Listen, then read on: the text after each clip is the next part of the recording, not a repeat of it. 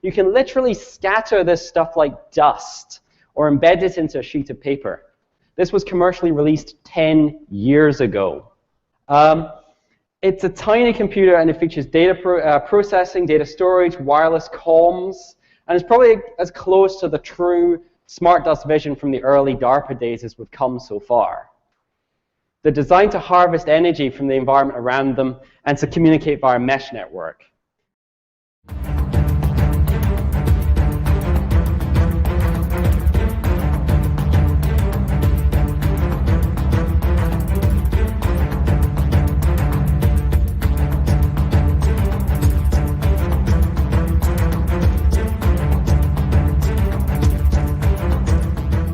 Welcome to the Daily Wrap-Up, a concise show dedicated to bringing you the most relevant independent news as we see it from the last 24 hours. Monday, January 22nd, 2024. Thank you for joining me today. I'm back in the office. I'm gotten quite used to this setup, and I value it, so I'm glad to be back here. I'm glad to be back in some consistent work here, ultimately, because I've got the mindset. Don't want to shoot myself in the foot. Who knows what happens in life, but I've got the mindset that I'm going to really up my output this next month, but this next week in general. So a lot coming your way. Tomorrow, I plan on having Robert join me to get into a lot of foreign policy conversation, a lot of which I was going to get into tonight. But I want to make a comment about this in general today, that this is the way that I conduct this show. And I know that this is what some people don't like, but I think I believe strongly why we've developed the following we have in regard to my show and TLAV in general, that I trust my gut, which includes what you guys show me, what you think, what you feel is important, what you think isn't important. And I ultimately combine that with what I see and what I think is going on. And I trust what my instincts tell me. And I think my work stands for itself. It speaks for itself. That's the decade plus of really consistent work being largely, as Charlie Robinson often gives me credit, or us and our team credit, for being ahead of the curve. So today in general, I had a lot lined up, more developments in Yemen, a lot of the different things happening. And I just, for some reason, and as you guys can tell, long time now, this has been something that I'm very concerned about. Many different pieces of this same kind of conversation in regard today about smart dust and the overlap with COVID-19. But there's just something about this right now that I can't seem to shake about what is currently going on. And so I just wanted to do another focus on this. And every time I do, there's a lot of new information. And I haven't even done this show as it is. It's an it's in addition to the different shows we've done around this very topic: nanotechnology, smart dust, the use of it, how it affects your life, how it is already being used, and what the next steps are, and so on. And it's an alarming discussion, because look, it doesn't even have to be about some surreptitious secret plan. And I very much think that there is part of that, always seems to be when it comes to governments and military. But it's about just the concept itself, what it is, and how anything like this can always be used in a dual use type of way. It can be used to help people, or it can be used to nefariously spy on people, or manipulate your brain processes, or actually manipulate how you think, act, and feel on a regular basis. Now, are we to believe that there are people in power in the US that wouldn't be licking their lips about using something like that against these dangerous MAGA people or these crazy people on the left? Or how about just using a foreign government? Our government just literally called out crisis actors and false flags as long as you aim it at Russia, to the point being that it's kind of incredible to me that we don't, as a general population, acknowledge that at the very least somebody is potentially going to use it, or already using this stuff in a way that would give you nightmares. Why isn't this conversation being had on a very large scale? That in and of itself is what makes me so worried about this. That typically, the lack of conversation is a big red flag, especially when it comes to our government in the United States, that would be screaming about this if they thought another country was the one championing where this is going. So that's where I feel this is so alarming. So let's get into this topic in general. As the title goes over, the secondary part of the title today is, my mindset here. We're going to talk about all of this, as I just said the other day in the last show, Everything we'll talk about today, literally everything, is sourced and provable and has been studied and worked on and is applicable today. Real world peer-reviewed science, real world application of this technology, and it's the in-between pieces that we're going to discuss. But it's all factual information. And then my question, theorizing in this, is, whatever happened during COVID-19, and I'm pretty sure, the as I always say now, the illusion therein, that everybody, including the ones that were tricked into taking multiple shots, who now weirdly don't want anymore, but don't tell everybody else that they were wrong, we all see that something went afoul there. What happened? We're all disputing and debating about origins and what it was and whether it was real or not, or it's good. We should be debating these things. But I think everybody senses that there was something wrong there. My question is whether that was, first of all, an experiment, which I think is quite obvious. And was it an attempted next step in what we're going to start with today? And it very well could be everything else you think it is and that. So don't think about it as one binary or one singular thing. It's obviously more than that. So let's start today with obviously where we left off, right? We just talked about this in the last show, entitled Internet of Bio-Nano Things is Upon Us.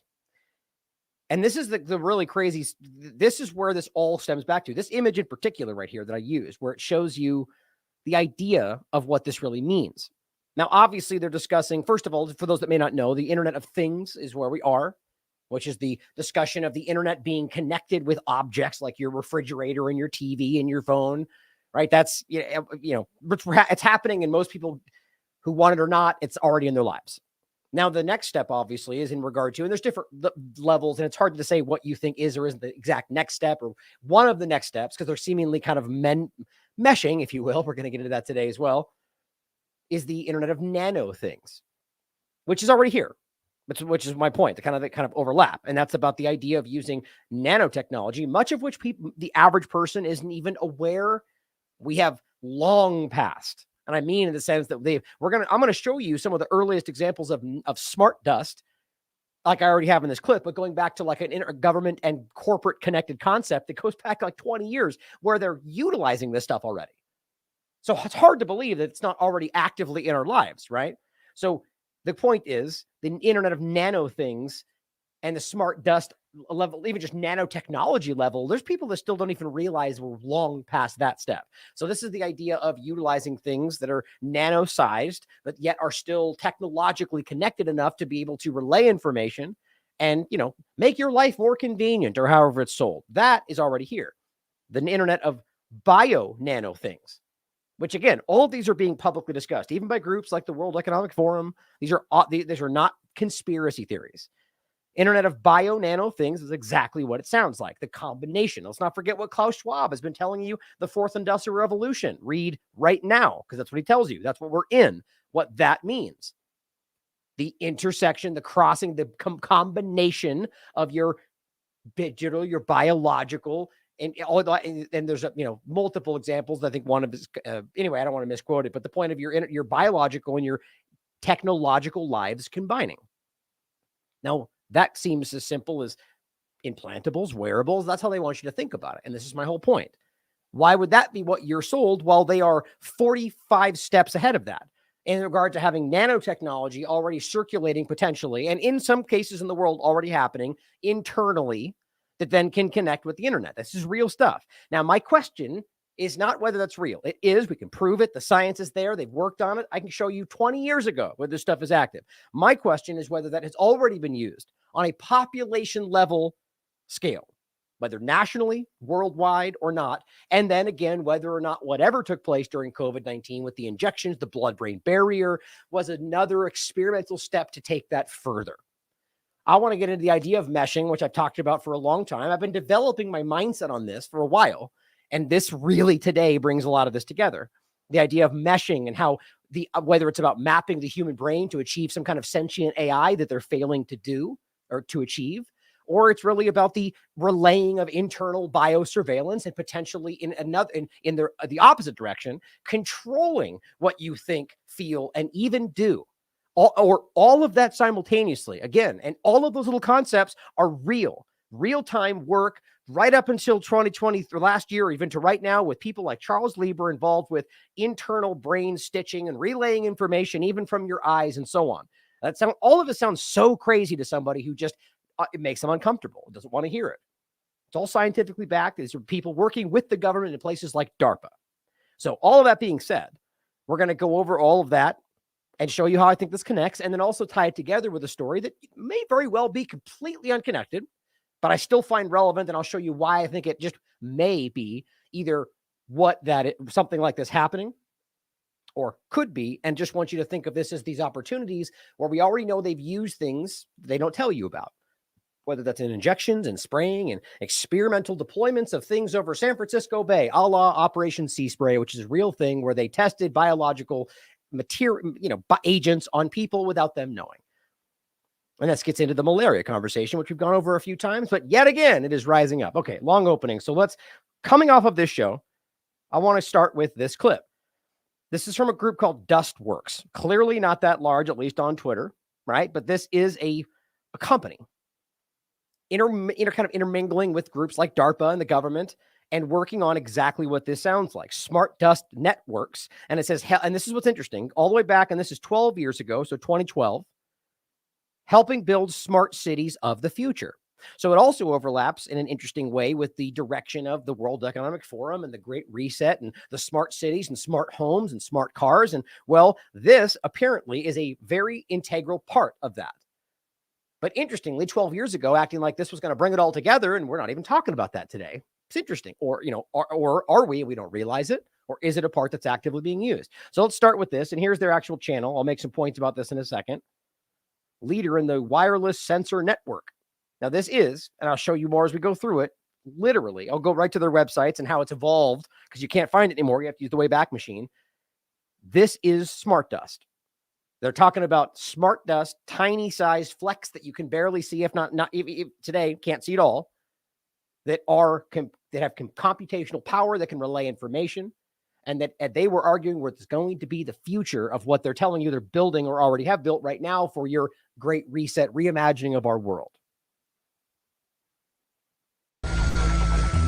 Buildings suspended in the sky are an intelligent use of future real estate. But in the future, every square inch of every city will be alive with intelligence. 2012. Because every street and every building will have a network of microcomputers built right into them. Dr. Chris Piester calls it smart dust. Now, you can see the size of that. Look, obviously a bunch of sand you'd be able to see too, or a bunch of dust in your hand, but that's much larger than I argue was even then what they were using, but provably smaller today. But again, I'll show you what, like the clip I opened with, which I'll play again in a second, coming from the MakerCon. They were showing you that from the original DARPA chip, and it's tiny. And the image I used on the one today, a little smaller one, shows you the Mu chip, which is comparably next to a strand of hair, which is tinier than what's in his hand right there. And that dates before this video. So it's interesting that even then they chose to use something that is not representative of what they currently were, which we can prove, but also that the chip, it was tinier than that even then, and we've gone over this many times, and I'll come back to it. Piester calls it smart because every street and every building will have a network of microcomputers built right into them. Dr. Chris Piester calls it smart dust. A smart dust particle, or mote, is a wireless sensor with sensing, computation, communication, and power in one package. These all-in-one microcomputers will be small, very small. The size of a mote today is about the size of a grain of rice. Again, 2012, provably smaller than that. But maybe he's, let's just always make it about a lie. Maybe that's what he's working on. Right. But the point is the level of the DARPA level work was way smaller than that.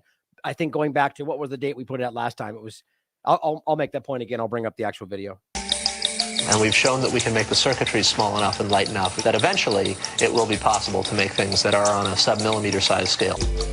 Tiny specks of computer smart dust will form a vast invisible network that can help manage the infrastructure of even the largest city. Smart cities in the future will take this low power, inexpensive, small technology and basically distribute it every You see, for the podcast, it shows him sprinkling this around in the open field. Like, just really grasp what they're talking about. Not some like carefully placed electronics on the wall like you're used to seeing something in an office. We're talking about deploying dust into the air around your building, which then gets placed and used. And I mean, that's what they're talking about. And obviously, I'm sure there's applications of it to where you'd want to apply it to a wall or something. But the point is, it is about stuff that is circulating, that you're breathing in. This is the reality. I just don't want people to miss this. And I'll overlap this with the work that we can prove from DARPA and everyone else. How is it possible this is not already being used today? Everywhere.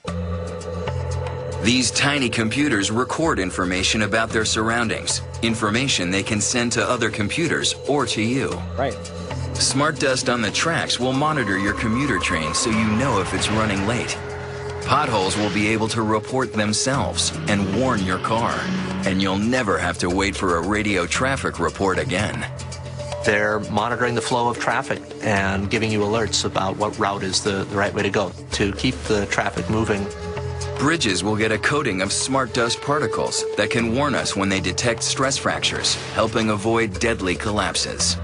But smart dust will also allow buildings and streets to recognize you and respond accordingly. I think increasingly the environment will respond to who we are and adapt in consequence.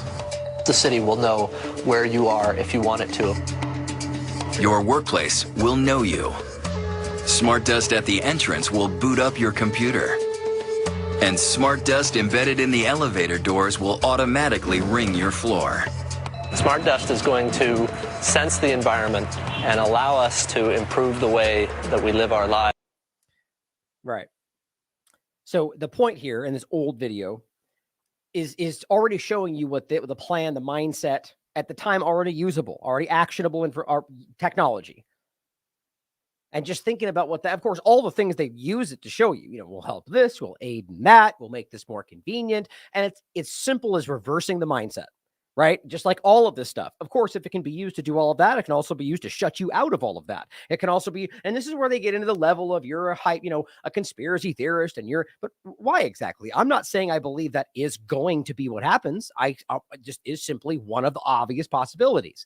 It's weird how being a conspiracy theorist in the mind of these people is by not acknowledge, or rather is simply by acknowledging a possibility. But for them to be sane is for them to simply ignore real possibilities because you were told by authority that it's not the right thing to think. And we're the crazy ones, right? I mean, obviously there are people that they term conspiracy theories that are ridiculous, that assume things all over the place, but it's no more ridiculous than what they're doing at the same time. Right? There's these, I think, a majority of people that are on the side that we're on, where we're willing to consider all possibilities, and yet we still question and engage with legitimate criticism of all possibilities.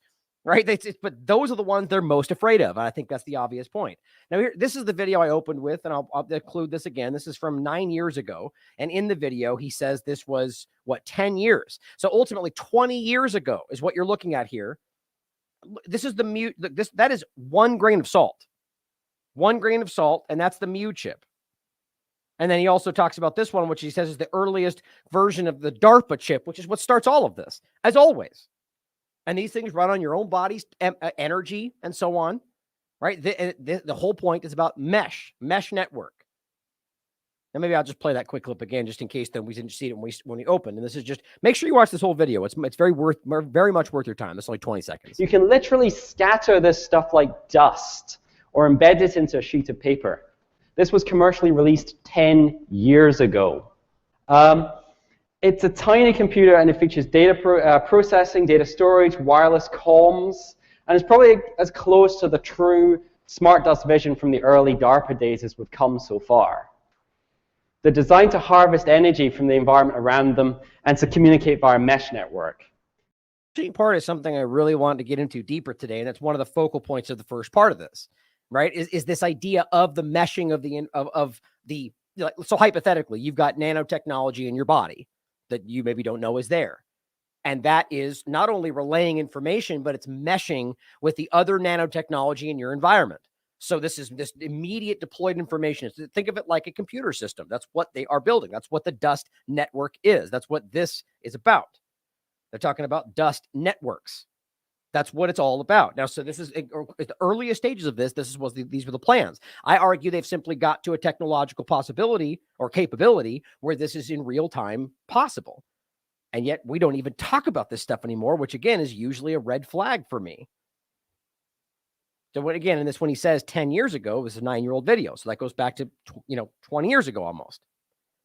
Now in this Dust Networks, there's a couple different videos you can watch. I think they're all important. And it's, talking about just different variations of the same kind of thing, but I wanted to include it for you. But I wanted to, by the way, I was grabbing the images. I thought this was funny. Just for those of you out there that still ridiculously think that fact checkers are anything but narrative controllers, like here, that maybe this will, just in case you don't think this is real, is this a picture of the Hitachi Smart Dust, which is what he's talking about, right? Size of hair, and they true. Shouldn't be true because Ridiculous Snopes tells you that. It is because it's easy to prove, but nonetheless, I thought that was funny. Now, looking into this platform, you can't find it anymore because it's either, changed, the name's changed, been bought by new people. But what I always honestly tend to notice about these kind of in military intelligence, sort of DARPA aligned tech groups, like I've gone through with groups like people like Lieber and Langer, we've talked about over the years, and I'll get into more in a second. They seem to weirdly evolve in like every so many years, the new team, new name, and you look back and you can't find any old information except today we use the Wayback Machine kind of stuff. Now, I'm not saying that's what's happening.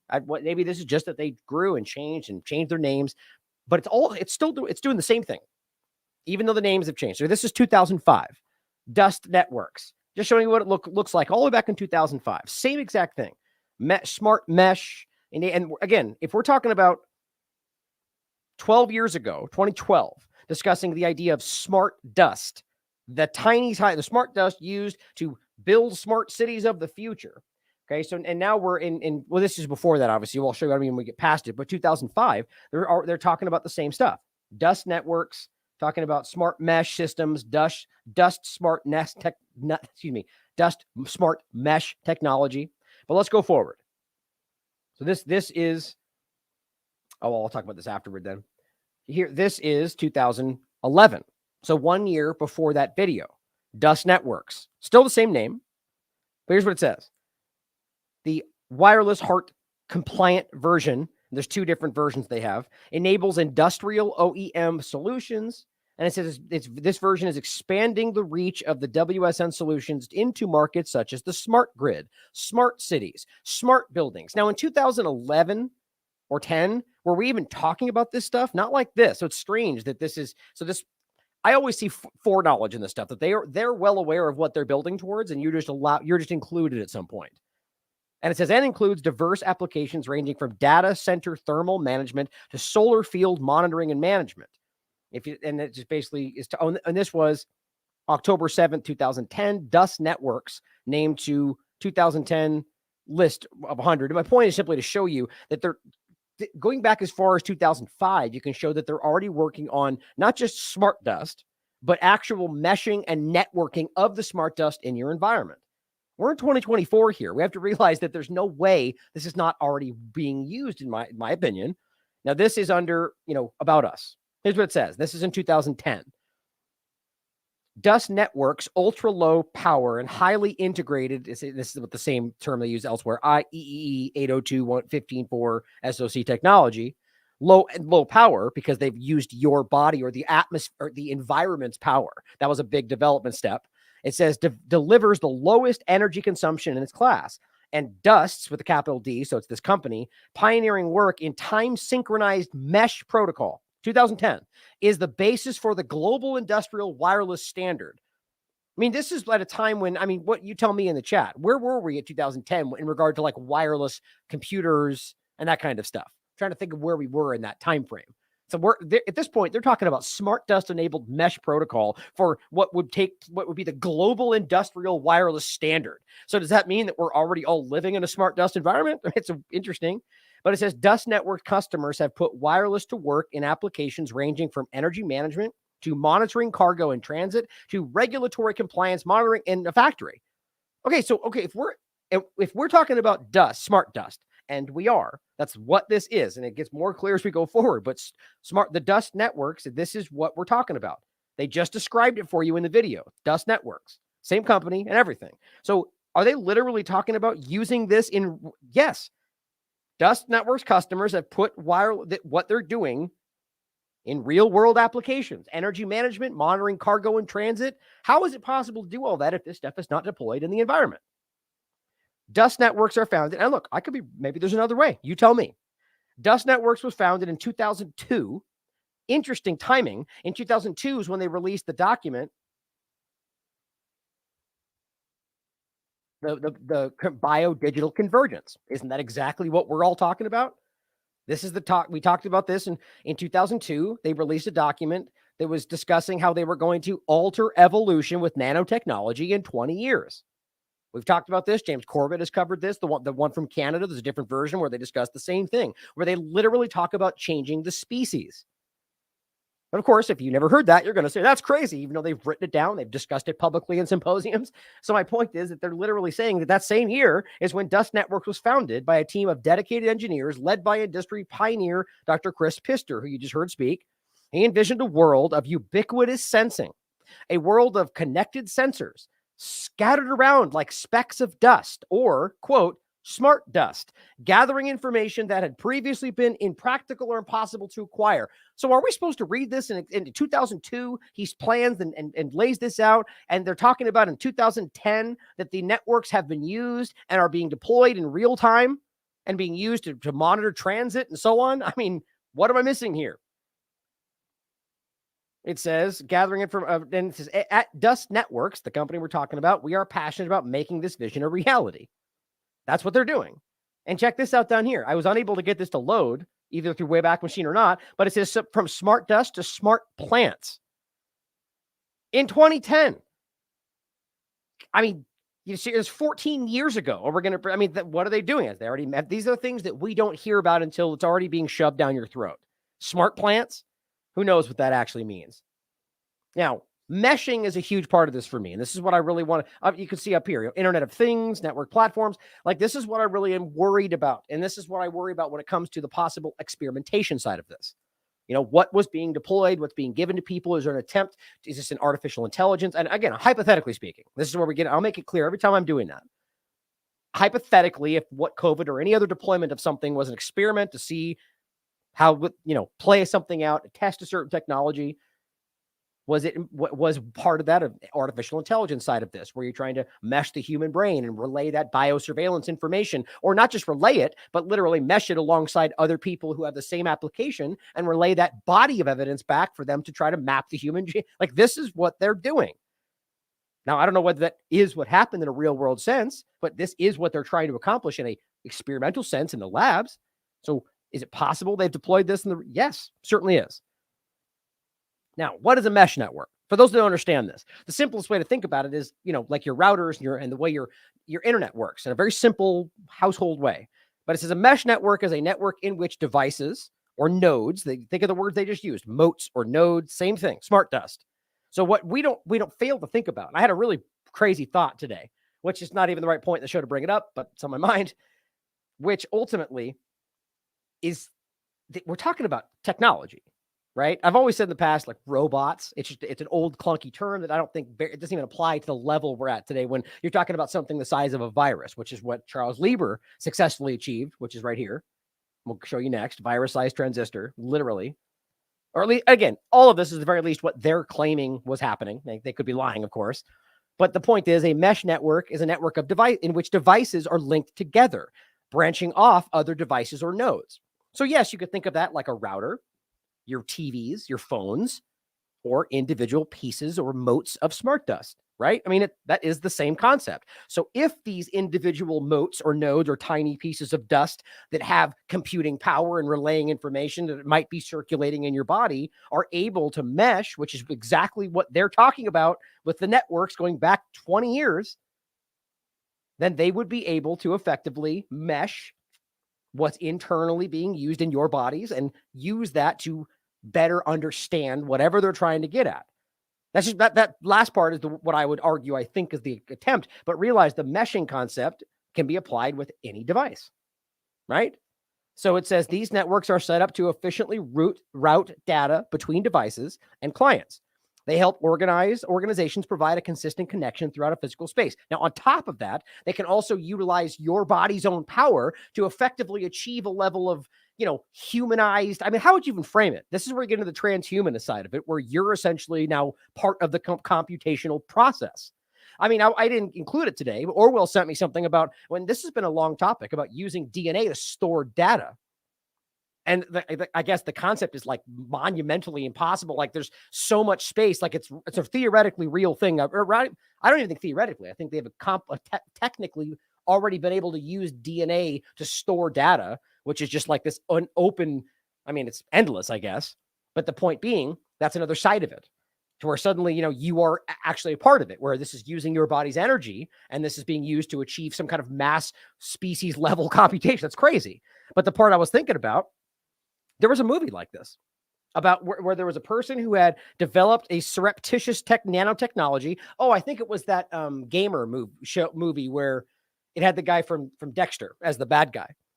Remember, the people could basically load into somebody else's body and play them inside of the video game, but it's real people shooting and they were prisoners. And if they ultimately win, or rather the person playing through their body wins, that person gets to get out essentially. Now, the point was at the end of the day in the movie, he created this nanotech to be able to load into those people's bodies, but he was able to effectively control it from his side. Now, my thought, I mean, this is crazy stuff. It's just entertaining to think about, well, scary, is that if that's what we're talking about here, and we're talking about the meshing concept and the biosurveillance and even the level of controlling, it seems highly, the technological possibility of that being able to be utilized by some kind of centralized place, and maybe even a way that we don't even realize, whether it's just about changing the way you feel about things. Like this is, again, the stuff that sounds crazy, but technically, not even theoretically, technically in real time is a real thing. Now it says mesh network topologies create multiple routes for information to travel among connected nodes. This approach increases the resilience of the network in case of a node or connection failure. Larger mesh networks may include multiple routers, switches, and other devices, which operate as nodes. A mesh network can include hundreds of wireless mesh nodes, which allow it to span a large area. Yeah, large as possible. Yeah, Ready Player One. Thank you in the chat. Now it says full mesh versus partial. This is a full mesh network. Each node is connected directly to all of the nodes. In a partial mesh topology, only some nodes connect directly to one another. In some cases, a node must go through another node to reach a third node. Point being, if it's all interconnected, it's the most, it has the most power. The connections in either full or partial network can be wired, wireless, or wireless mesh networks, which is the point. The decision to use a full or partial mesh depends on factors like overall traffic pattern. There was one other part in this. Nearly all networks appear to be full mesh networks because everyone on the network can connect with everyone else. This full connectivity is a property of the network protocols, not the topology. Any network can appear fully meshed at a logical level if the data can be routed between each of its users. Yeah, it says, how does it work? Ultimately, nodes in a network are programmed with software that tells the node how to handle information and interact with the network. Mesh networks are routing or flooding techniques to send messages. I think there was one other part that I don't want to have to waste time searching for it. And I mean, already, I hope you just understand what we're talking about here. I think it's quite clear, but for those that don't already know this level of technology and your routers and so on, it simply is a way to utilize, really your passive brain power, if you think of it like that. But again, mesh networks can be used for monitoring, control, medical, security. I mean, and this is for devices we're talking about, but let's get into the side of this that I think is in real time. So both in this section and the malaria part of it, I've thought about the two ways to do this, like aligning the information as I often do, where they're the most relevant and it seems that they connect more, or in this case, I'm going to go through today. I've gone over some of this before. We're going to go through in a chronological time frame. So I want you to see this as it developed. And I think that's important.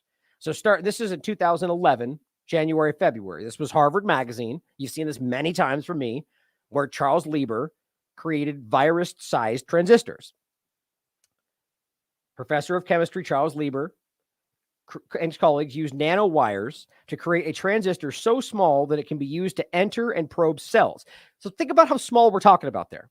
Not a piece of rice, not a piece of dust. We're talking about the size of a cell in your body. that they can actively control. I mean, guys, it's amazing to me that we still talk about these things and the sizes they pretend when. I mean, this utilizes and overlaps that I've shown many times with the larger conversation of COVID-19. It says these switches could be used to enable two-way communication. This nanoscale device can actually communicate with a living organism. Now it's saying that basically there's three main parts in this. And he was saying that they used the engineer, or this right here, they use the hairpin nanowire with a fatty lipid layer, which that's the same technique used with the COVID-19 injection. And this, as if so many times, overlaps with Robert Langer's work, which we'll get into in a second. And it's saying it indicates when a man-made structure is as small as a virus or bacteria, it can behave the way biological structures do. So as I've said many times about this, this is something that could have been utilized to achieve an end, like whatever you think COVID-19 was. That like I haven't said before, though, that doesn't necessarily mean this is a virus or even is acting like a virus. It's simply just a transistor that is as small as a virus. But the point is they can utilize it however they want, or rather in the sense that it can achieve certain things inside your body. Not, it can't do literally anything that I know of. But my point is that why we don't ask whether this could have been something that has been used like that. And there was, other things that were highlighted. But this part was simply saying when scaled down, the difference between digital and living systems blurs so that you have an opportunity to do things that sound like science fiction. So 2011, virus-sized transistors, right? This video was in 2012. Okay. So in 2011, they already had made something that was the size of a virus with the type of technology that can relay two-way communication. Let's pretend like they wouldn't have already taken these steps, right? I find that really hard to believe, but you guys can decide for yourselves. Now, going past 2010, here is the company. It was Dust Networks in 2010, and in 2013, it becomes Linear Technologies. Same work, still called Dust Networks. It says Dust Networks, a pioneer in the field. Now, I didn't do any deep background on which I probably will in the future, about why this was bought or why they changed their name. It's probably just a company that bought it or a larger company absorbed it. It's still being called Dust Networks at the technology level. A pioneer in the field of wireless sensor networking is defining the way to connect smart devices. Now, by the way, the reason I know it's the same link. And if you look at the current link, it redirects to this. If you go to the Wayback Machine, most of them redirect forward. You can just kind of see the time difference. But the way to connect smart devices. So yeah, it could mean a phone, or it could mean individual motes of smart dust that can connect, because they're all, and again, in a deck less or more than, what was it? I'm trying to think of the time. Anyway, like 5-6 years before this, that's when the DARPA thing was happening. Working with Dust Networks, wireless sensing applications can be deployed anywhere data can be gleaned. Important. Smart Mesh Wireless Heart, which we pointed out earlier, products are designed for, and this is what I think is interesting. So there's two kinds. There's the Smart Mesh IP, which is built for IP compatibility, which seems like the common use. Then it says they have Smart Mesh Wireless Heart, which are designed for the harshest industrial environments, which is interesting to me. How do you read that? What is the harshest industrial environment, where it says where low power, reliability, resilience, and scalability are key, making them well suited for general industrial applications, as well as wireless heart specific design? Are they talking about in the middle of hot, factories? Or are we talking about some kind of deployable overseas in the middle of a desert kind of a usable technology? Like, I think where these were designed and started with DARPA. This is a military tech, and it's always in the mind of military technology for not defense, for attacking. I'll get into that probably tomorrow, about the absurdity of even our own government continuing to act like what they did in Yemen was defensive. There is no such thing as a defensive attack. It's ridiculous. You can say you're attacking in response to that and still call it a legal action, but it's not defense when you're attacking.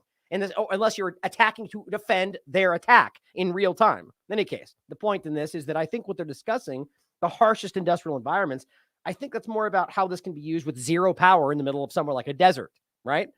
But it says making them, because the point is they're utilizing your body's technology or your body's energy, making them well suited for general industrial applications.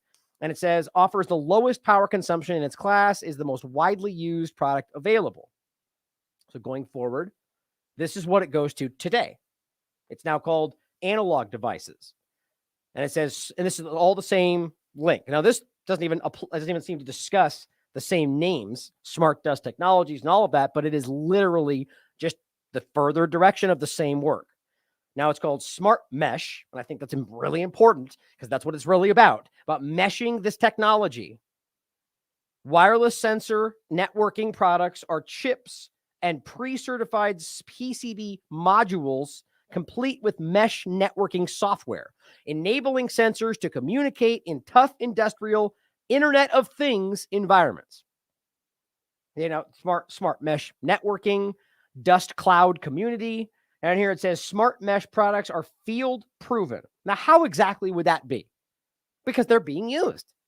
And if smart dust is being deployed in the environment, well, I don't see how you cap that in unless you're inside of a lab or inside of a controlled environment. If you're using it, as they told you 10 years ago, to track cargo, clearly this is in the world. Now, does that mean it's being sprayed somehow? Or is it being applied in the area? Is it being embedded in the things you're using them in? The point is, if it's field proven, this is in the real world. With thousands of customer networks deployed in 120 countries. Well, there you go.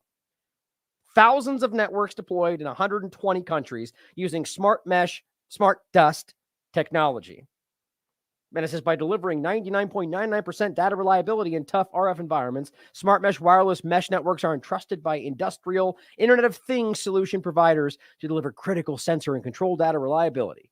Down here it says, for example, the ADI's semiconductor wafer facility, of course, a semiconductor in Silicon Valley, installed a smart mesh IP wireless sensor network to streamline manufacturing operations. The point in this first part is just to show you this is real world, already applied, likely ubiquitous technology.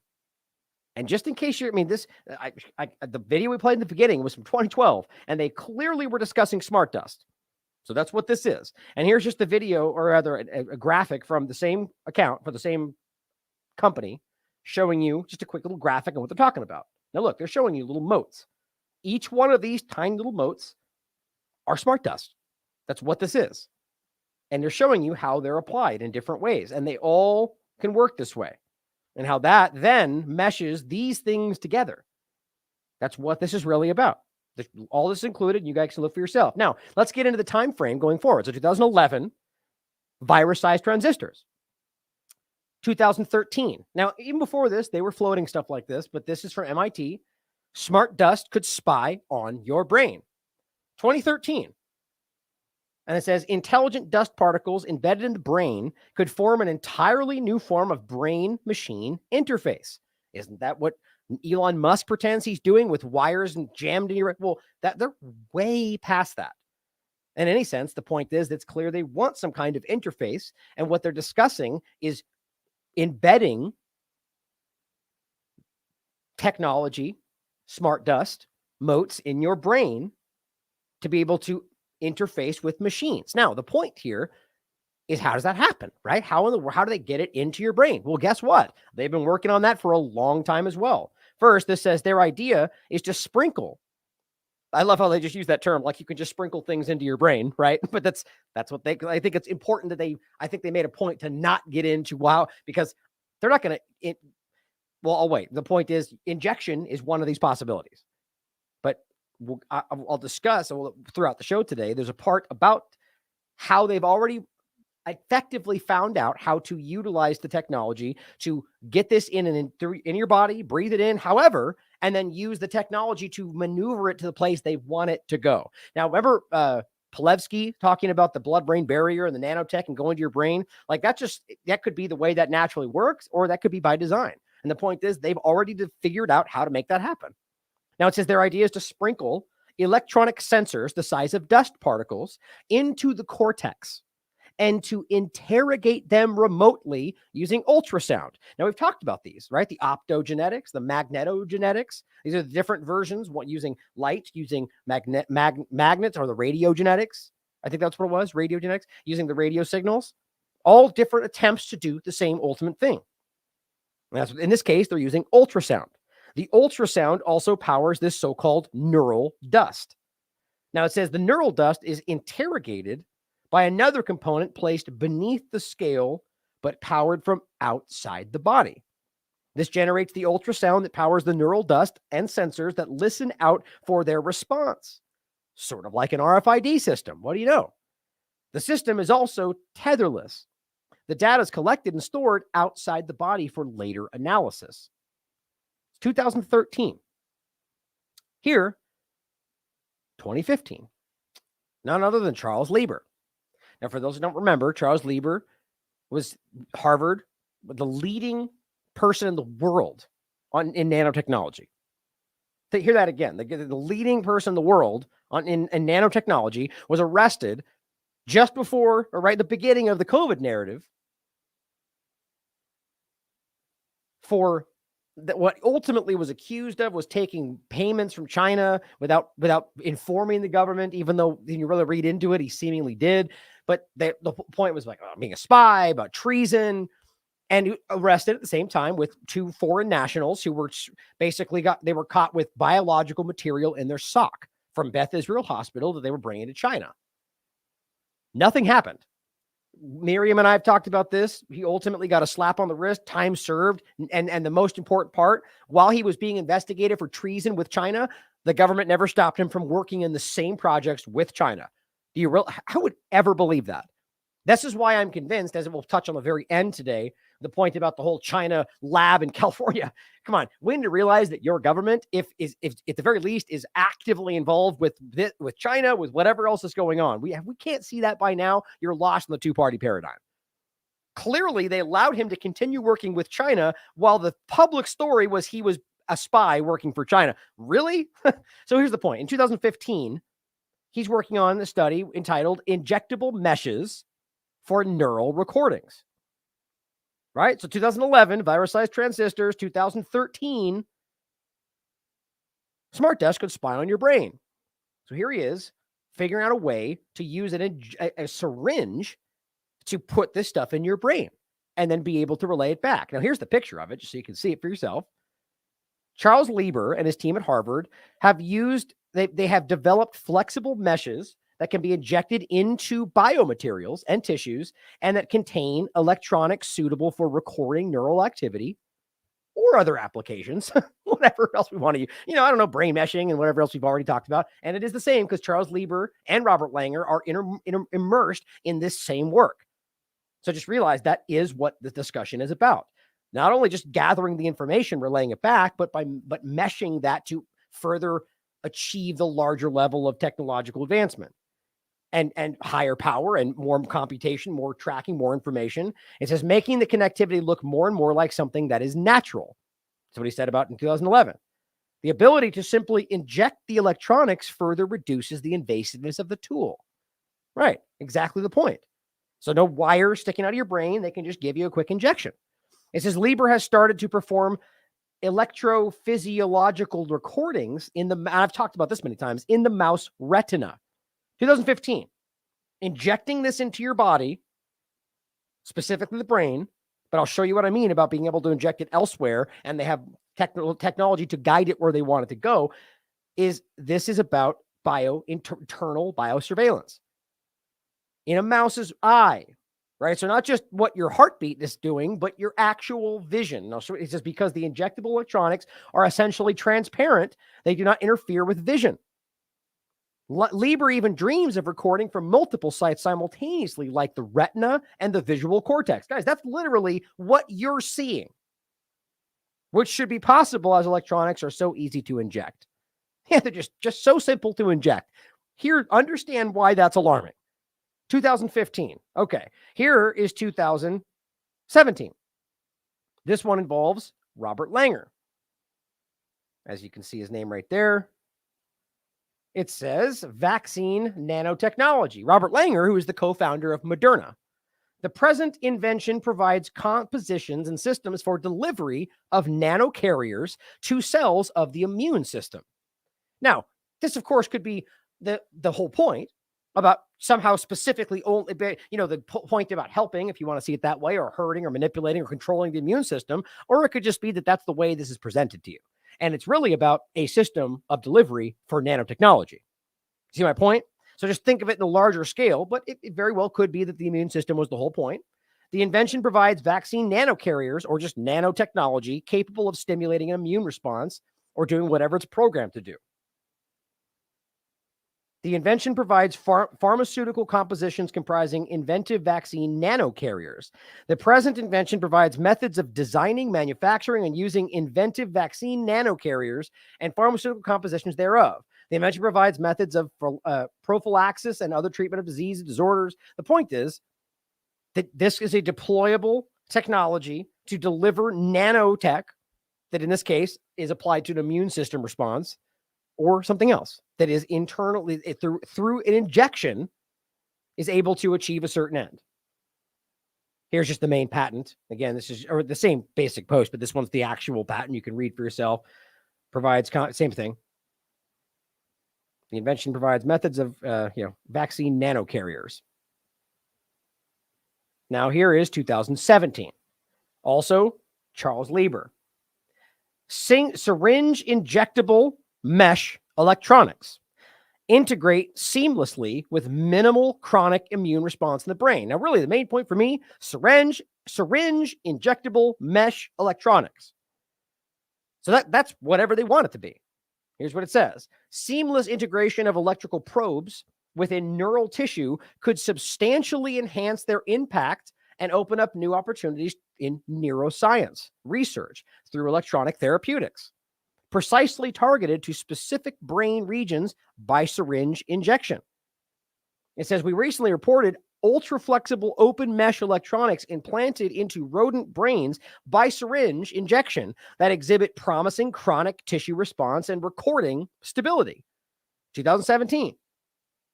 Could enable a wide range of opportunities for in vivo, in your body, chronic recording and modulation of brain activity in the future. Modulation, control, right? The exertion of a modifying or controlling influence over something. So just hear this, is even at this stage, they're saying could enable a range of opportunities to control brain activity. That's terrifying. I don't know why we think like that's literally about, and this is where it gets in this, the neuroscience. Well, there's a great clip, graveyard, like on his actual, what is it? He's in the chat here. Graveyard Pirate, I think was his, Graveyard Pirate. Good man. The one building the tiny home. He shared these great clips with me of the person we've shown you before, talking about exactly this. And the idea is about controlling the way you feel, your emotions, the way you think about things, the way you act, even physical controlling when we get into the next part, which is right here. I think that was it in here. This we've already talked about as well. So okay, we're at 2017. The overlap of this with Lieber Langer, I mean, it's right on the surface. It's the work they're doing that's been combined into whatever they're giving you as these current shots. But the point is, this was 2017. This is 2017 as well, where they're talking about the ferritin aspect of this. So this gets into how they can utilize this technology to apply a ferritin nanoparticle concoction that ultimately allows you to control your movement and what you feel and think, and whether you're hungry and and this is real stuff. This is the Rockefeller University. We've shown you the Guardian article talking about the ferritin magneto discussion. Now, I'll include this one because it's more invasive, specific to what we're talking about today. It says, with new technology, scientists are able to exert wireless control over brain cells of mice with just a push of the button. And yes, this is about ferritin. The logical choice was ferritin, a protein that stores iron in its cells in a balloon-like particles just like a dozen nanometers wide. Iron is essential to the cells, but also can be toxic. So it is sequestered in ferritin particles until it is needed. The point is they use whether it's optogenetics, magnetogenetics, radiogenetics, they use it to manipulate these ferritin proteins that can then actively, and this is the point of the article, control what you do. In this study, they were able to control what the mice could do. And specifically, I've shown you before, there was aspects applied to whether it can achieve, for diabetics, right? Suddenly why am I blanking on the term? Your glucose levels, I think they shot through the roof if they wanted to, or the point was they could kill you like that. Simple. or they could help heal people like that. So it's always both ways. My point is, in 2017, they were talking about this in the sense of injectable mesh electronics. And here is an example using that technology to literally control what these mice can do. Now, it's important to understand these are already in the works. The lipid nanoparticle. I mean, I should have just grabbed them. I knew I should have. Hold on. I'll just grab at least one of them. Oh, what? Okay, it's got to be down here. It didn't pop up, of course. I want to just grab the one so you can see it. There we go. Is that it? These are in real time being used. It's frustrating. I knew I should have grabbed it earlier. Hold on.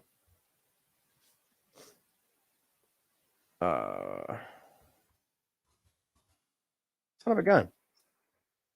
Well, the point is, there are multiple examples. I've shown you 14 times already, and I just can't find them off the top of my head right now, or can't find them in here. They're all linked in here. This is what the show is about. The lipid nanoparticle spike protein design and the new mod RNA ferritin nanoparticle universal flu injection. Let me just do that. Here we go. Here's one of them. 2022. A ferritin nanoparticle influenza vaccine. But they've worked on pan-coronavirus vaccines. They've worked on universal flu vaccines, all using the ferritin nanoparticle application. So I want it to be very real and understand that we're talking about stuff that's in use already. Technology that is in real time, already been deployed, used, studied, and all of this is in action right now. That's terrifying. So going forward, I'll include this for you, so you guys can check this stuff out later and include this one as well. Oh, I think that's already in there.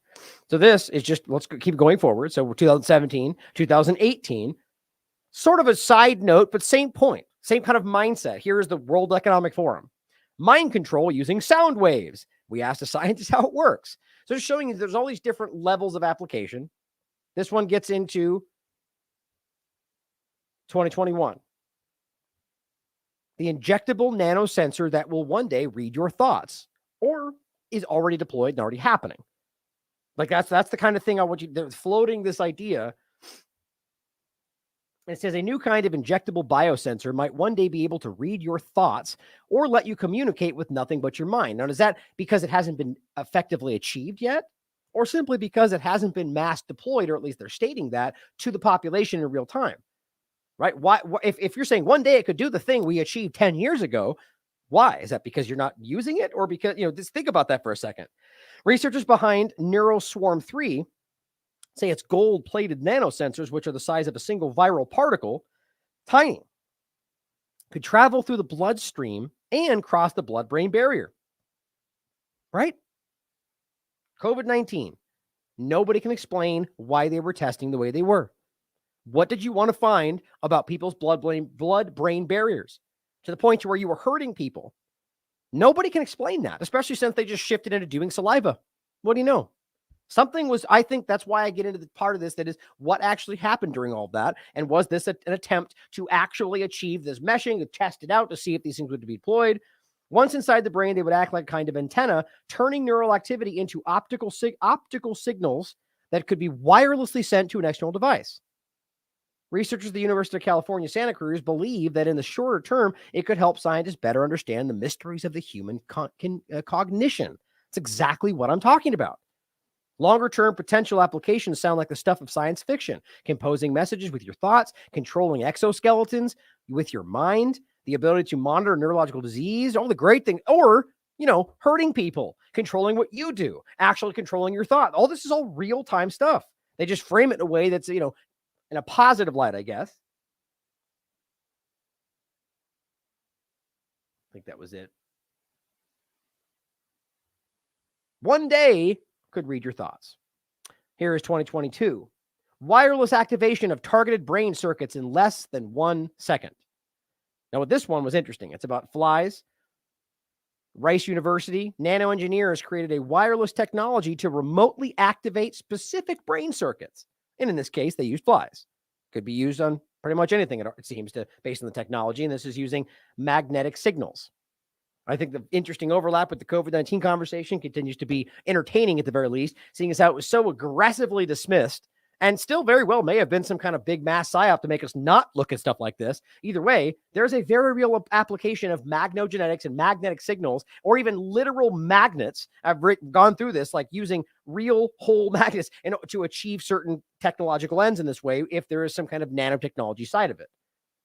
They activate targeted neurons that control the body position to study the brain or treat neurological disorders, or whatever they claim is the point. Minimally invasive. Remote control of select neural circuits with magnetic fields is somewhat of a holy grail for neurotechnologies.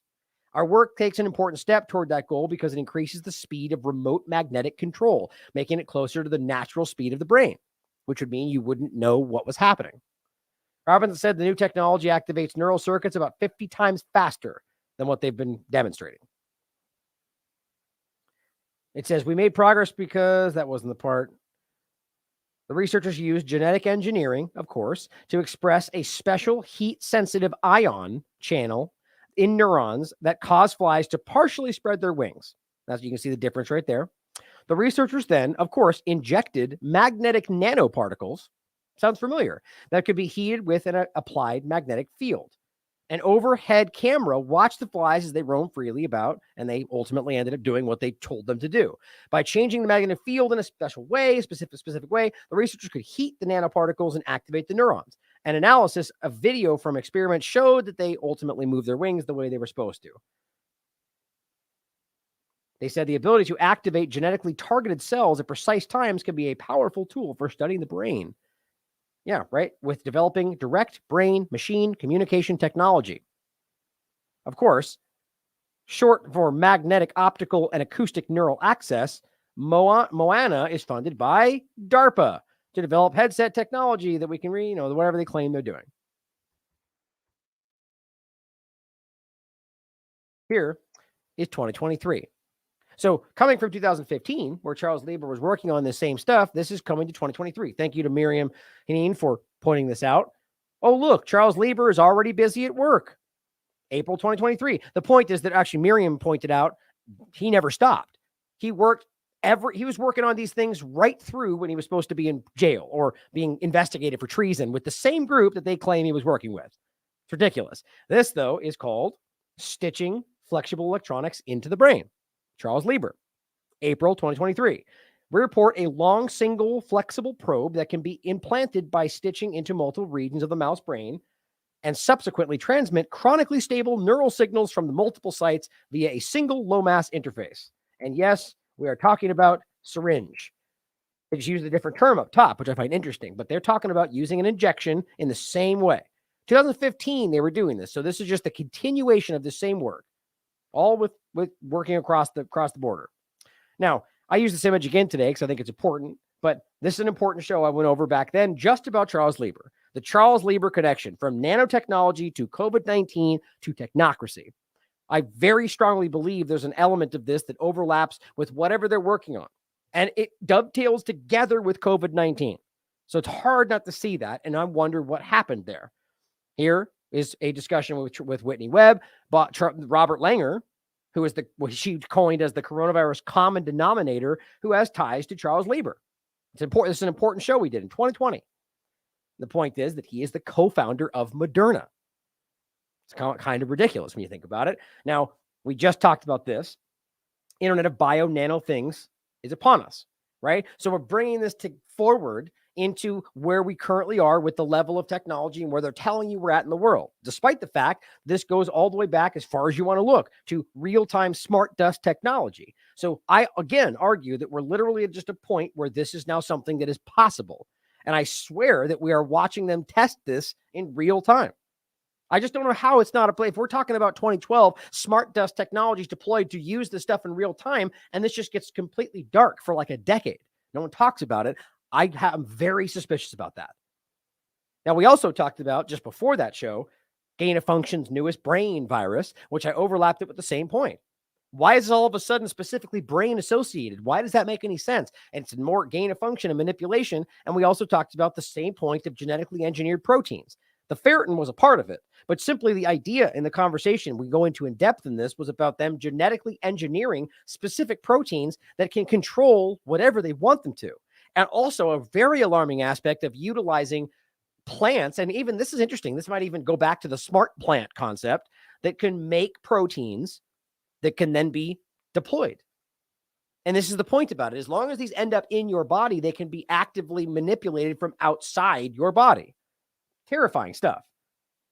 Now, I'll include this because it's not exactly connected, but it has a lot of these great points that I make in this, the connective points throughout this process that specifically relates to the COVID-19 injection. As I've said before, this is just the point about MIT, I believe, working on mRNA-loaded lipid nanoparticles that can either help or hurt. And then in the same conversation, it's about the fact that they've found a way to aerosolize this. So you can spray this somewhere, see, it's the same overlapping point, and these are the lipid nanoparticles that have mRNA loaded within. A team of researchers use these to non-invasively and selectively trigger cell death or to remove a sickle cell producing gene. That is what I said is dual use technology. It's what it looks like. It's a weapon or it can help. It all depends on how it is programmed. And let's not forget, this is not regular RNA or even mRNA, which is an organic concept. This is mod RNA. That's what's important. It is a genetically modified organism. N1-methyl pseudouridine modified RNA, which is very important. At least that's what we know. So if it has been manipulated, we should very much ask whether this might in and of itself be one of these kind of things we're discussing, which has been deployed to millions of people around the world.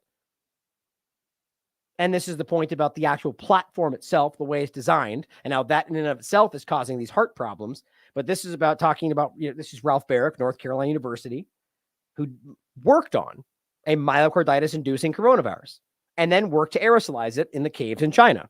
Hard to miss how ridiculously obvious that is. And they go in the same point about how Charles Lieber worked with Robert Langer, is the co-founder of Moderna, and worked on all of this work together. The lipid nanoparticle delivery system, the same thing that Charles Lieber effectively achieved in 2011 to make his virus-sized transistor. And of course, that's where I point out that and the overall question of whether this is included. Now, here we get to some really interesting clips. Thank you, Graveyard Pirate, I mentioned before. James Giordano. I don't know how to pronounce it. This is from late 2020. Now, we discussed this recently, the neuroscience. Actually, I think I can grab that for you.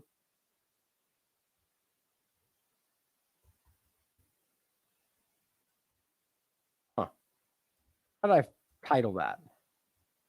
I'll look for it while this is playing.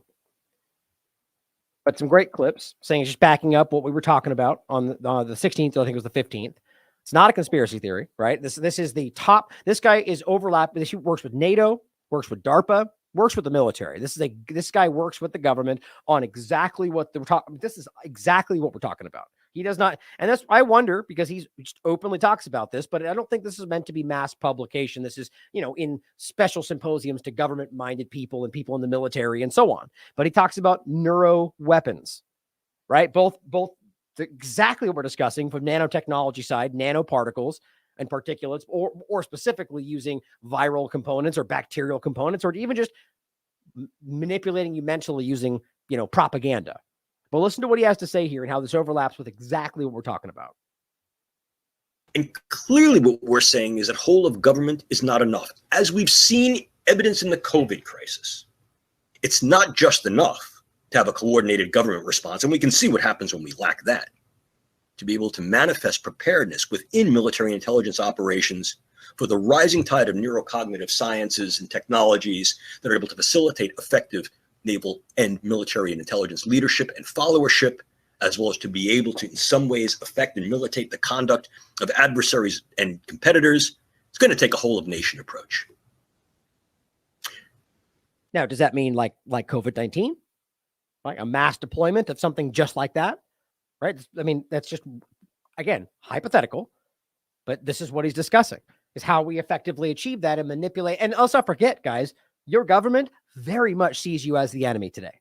They've made that very clear, whether it's specifically tailored towards MAGA or whatever else, or putting out entire documents about how the battlefield America and how you're the threat against the control over their government. I mean, and so the point would be they need a massive event like that to be able to achieve this in the way that they have been planning.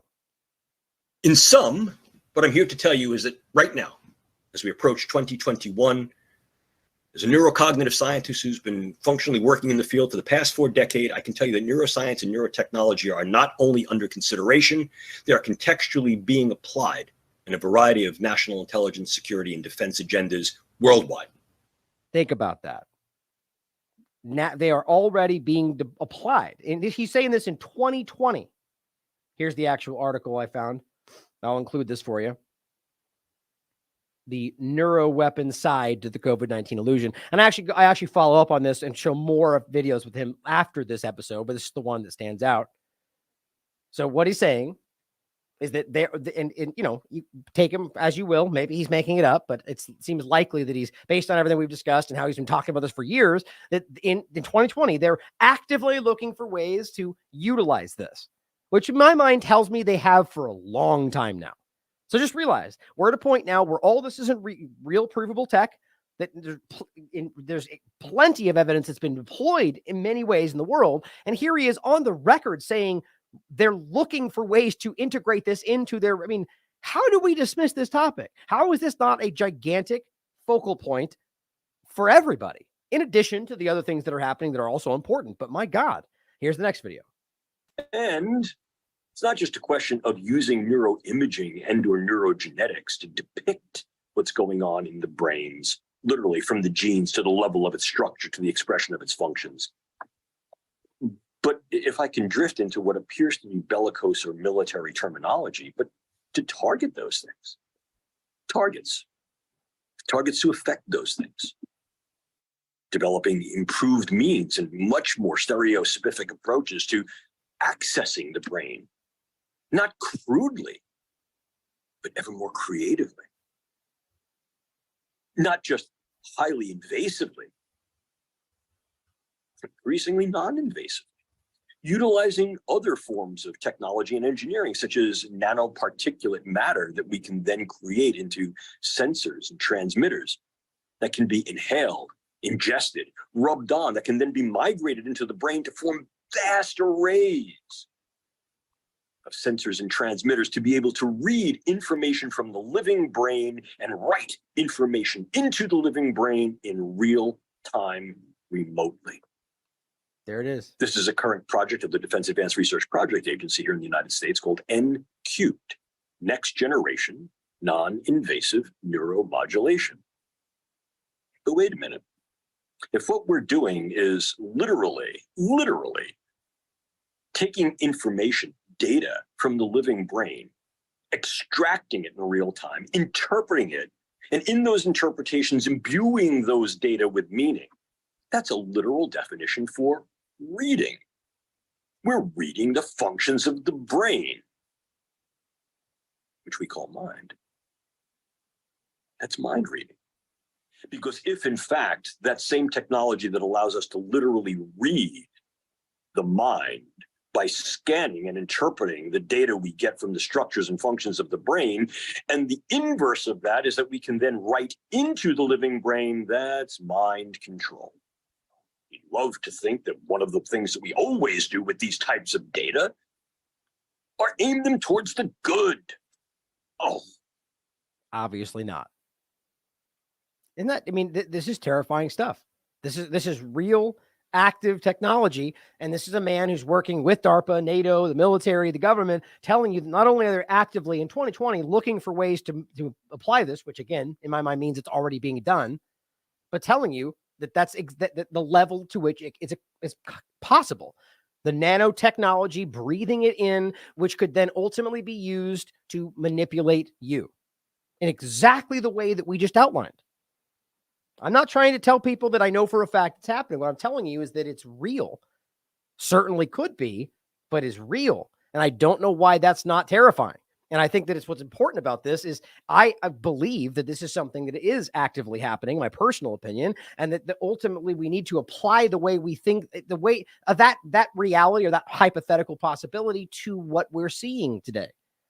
asking whether we're seeing mass manipulation events because of things like this.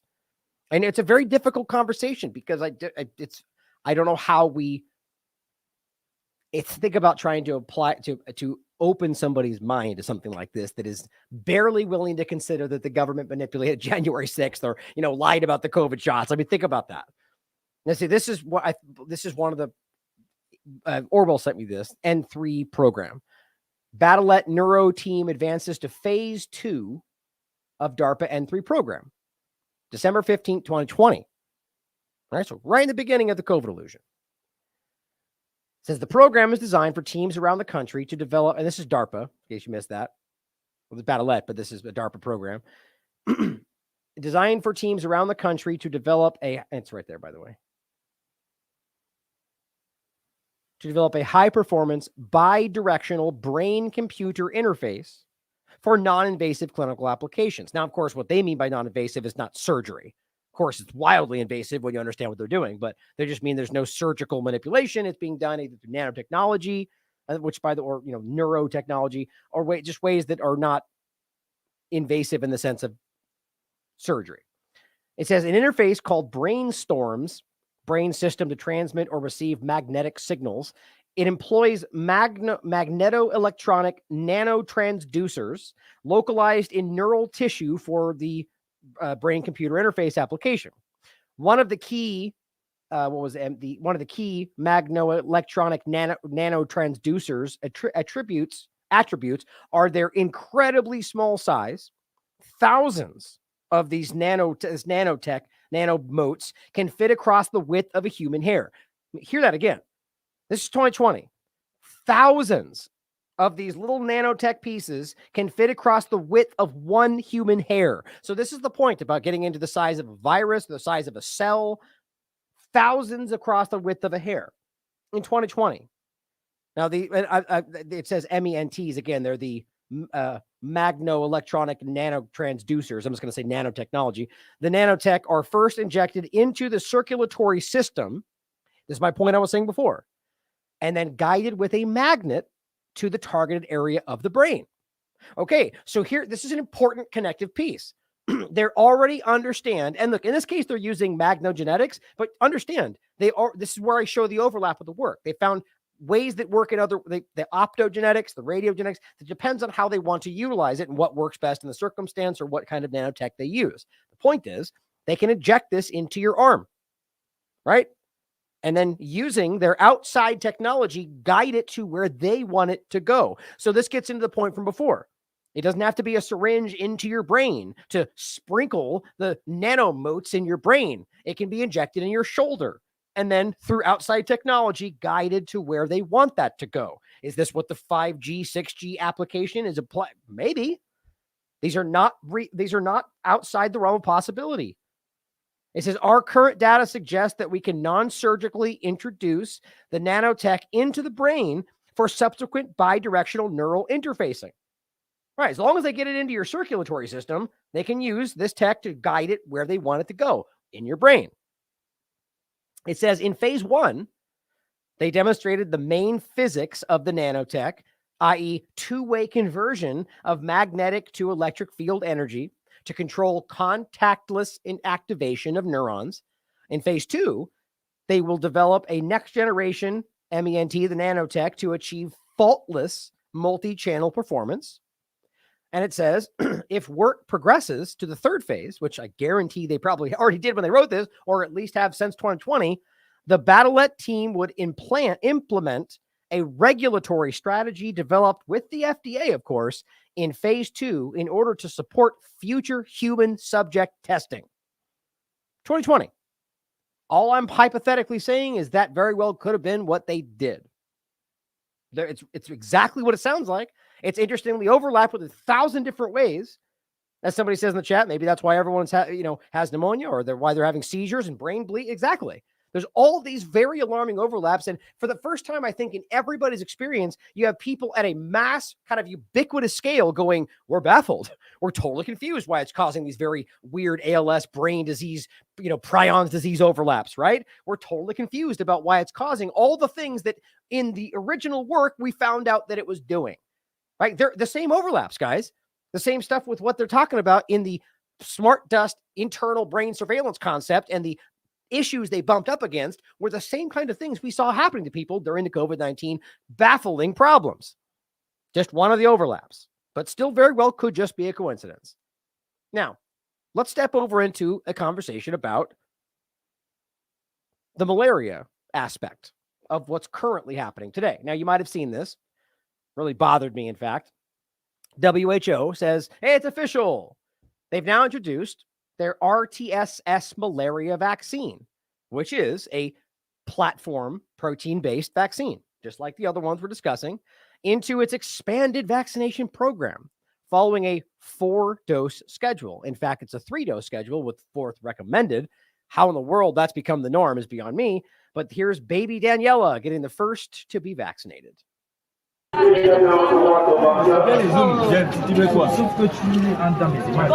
ils sont jumeaux dans les deux, Faites-nous voir. On ne voit pas bien la cuisse, madame. pardon. Quand vous levez la cuisse, on ne voit pas bien la cuisse.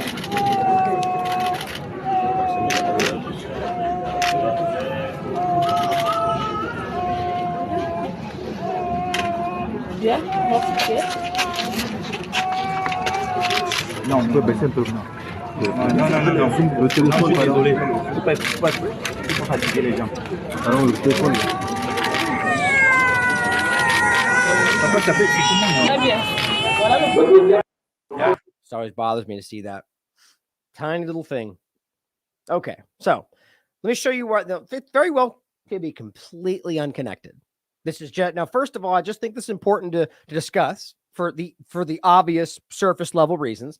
But keeping this in mind over what we just discussed, whether that's the mass deployment of some kind of injection during the stated false emergency, like the COVID-19 illusion, whether it is a push around something like monkeypox that just gets a small subset of group, or this kind of mass deployment in a worldwide scale around something like malaria, which is where this is going. Just want you to think about this because we don't truly understand or know, as we saw during COVID-19 or any other example, going back to the swine flu examples where they just swapped them out at the last second. We've been lied to so many times, and it's not like a whoopsie, we scripted and made the wrong thing. It's where they deliberately give you the thing they know they didn't test the right way. Why would they do that? Why is nobody ever held accountable? The same thing happened during COVID-19, right? That's the point.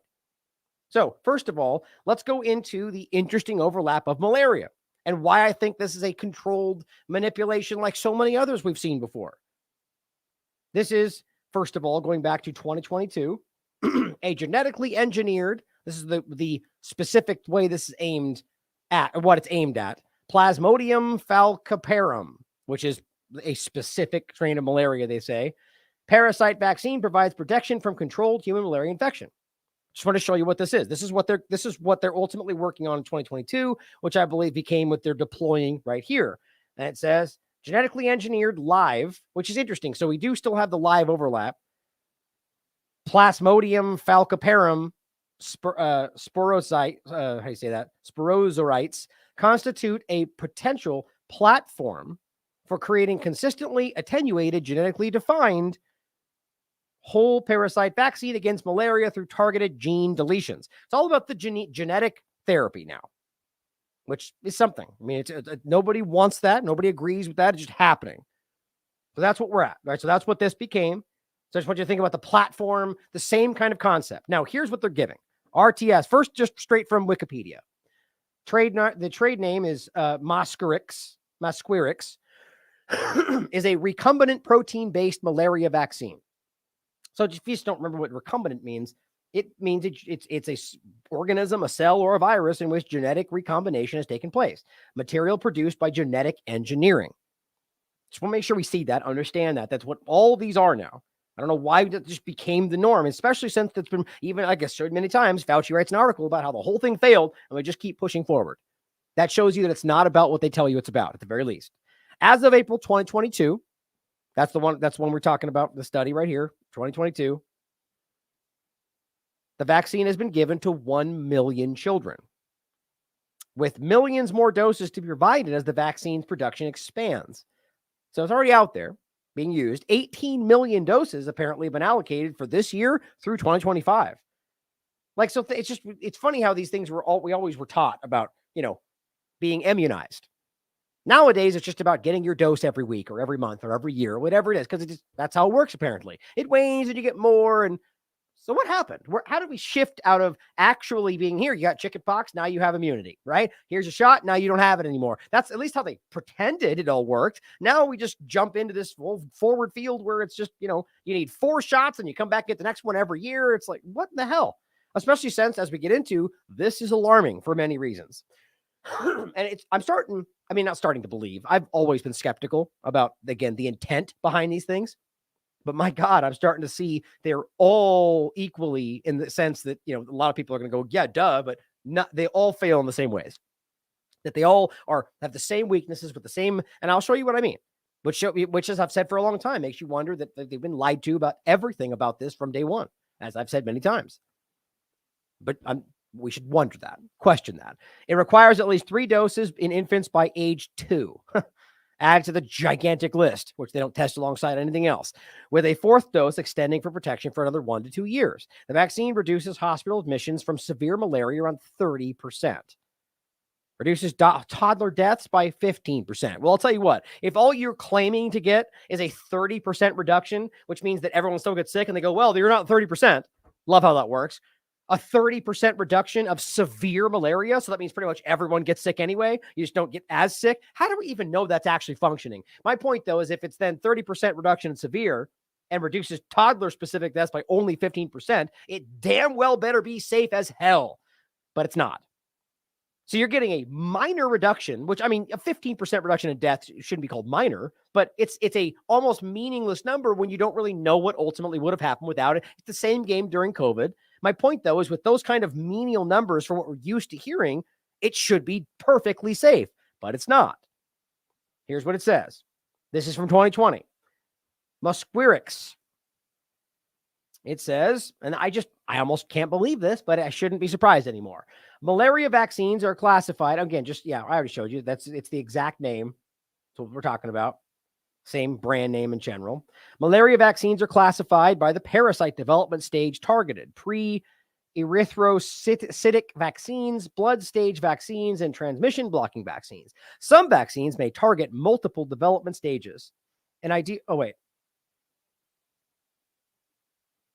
Oh man, hold on. I got the wrong spot. So earlier it disappeared on me, and then I had to look at it again. Hold on. Make sure I got the right spot. Shoot. Here it is. With regard, that's what it is. Hold on a sec. I don't know how I got the wrong spot.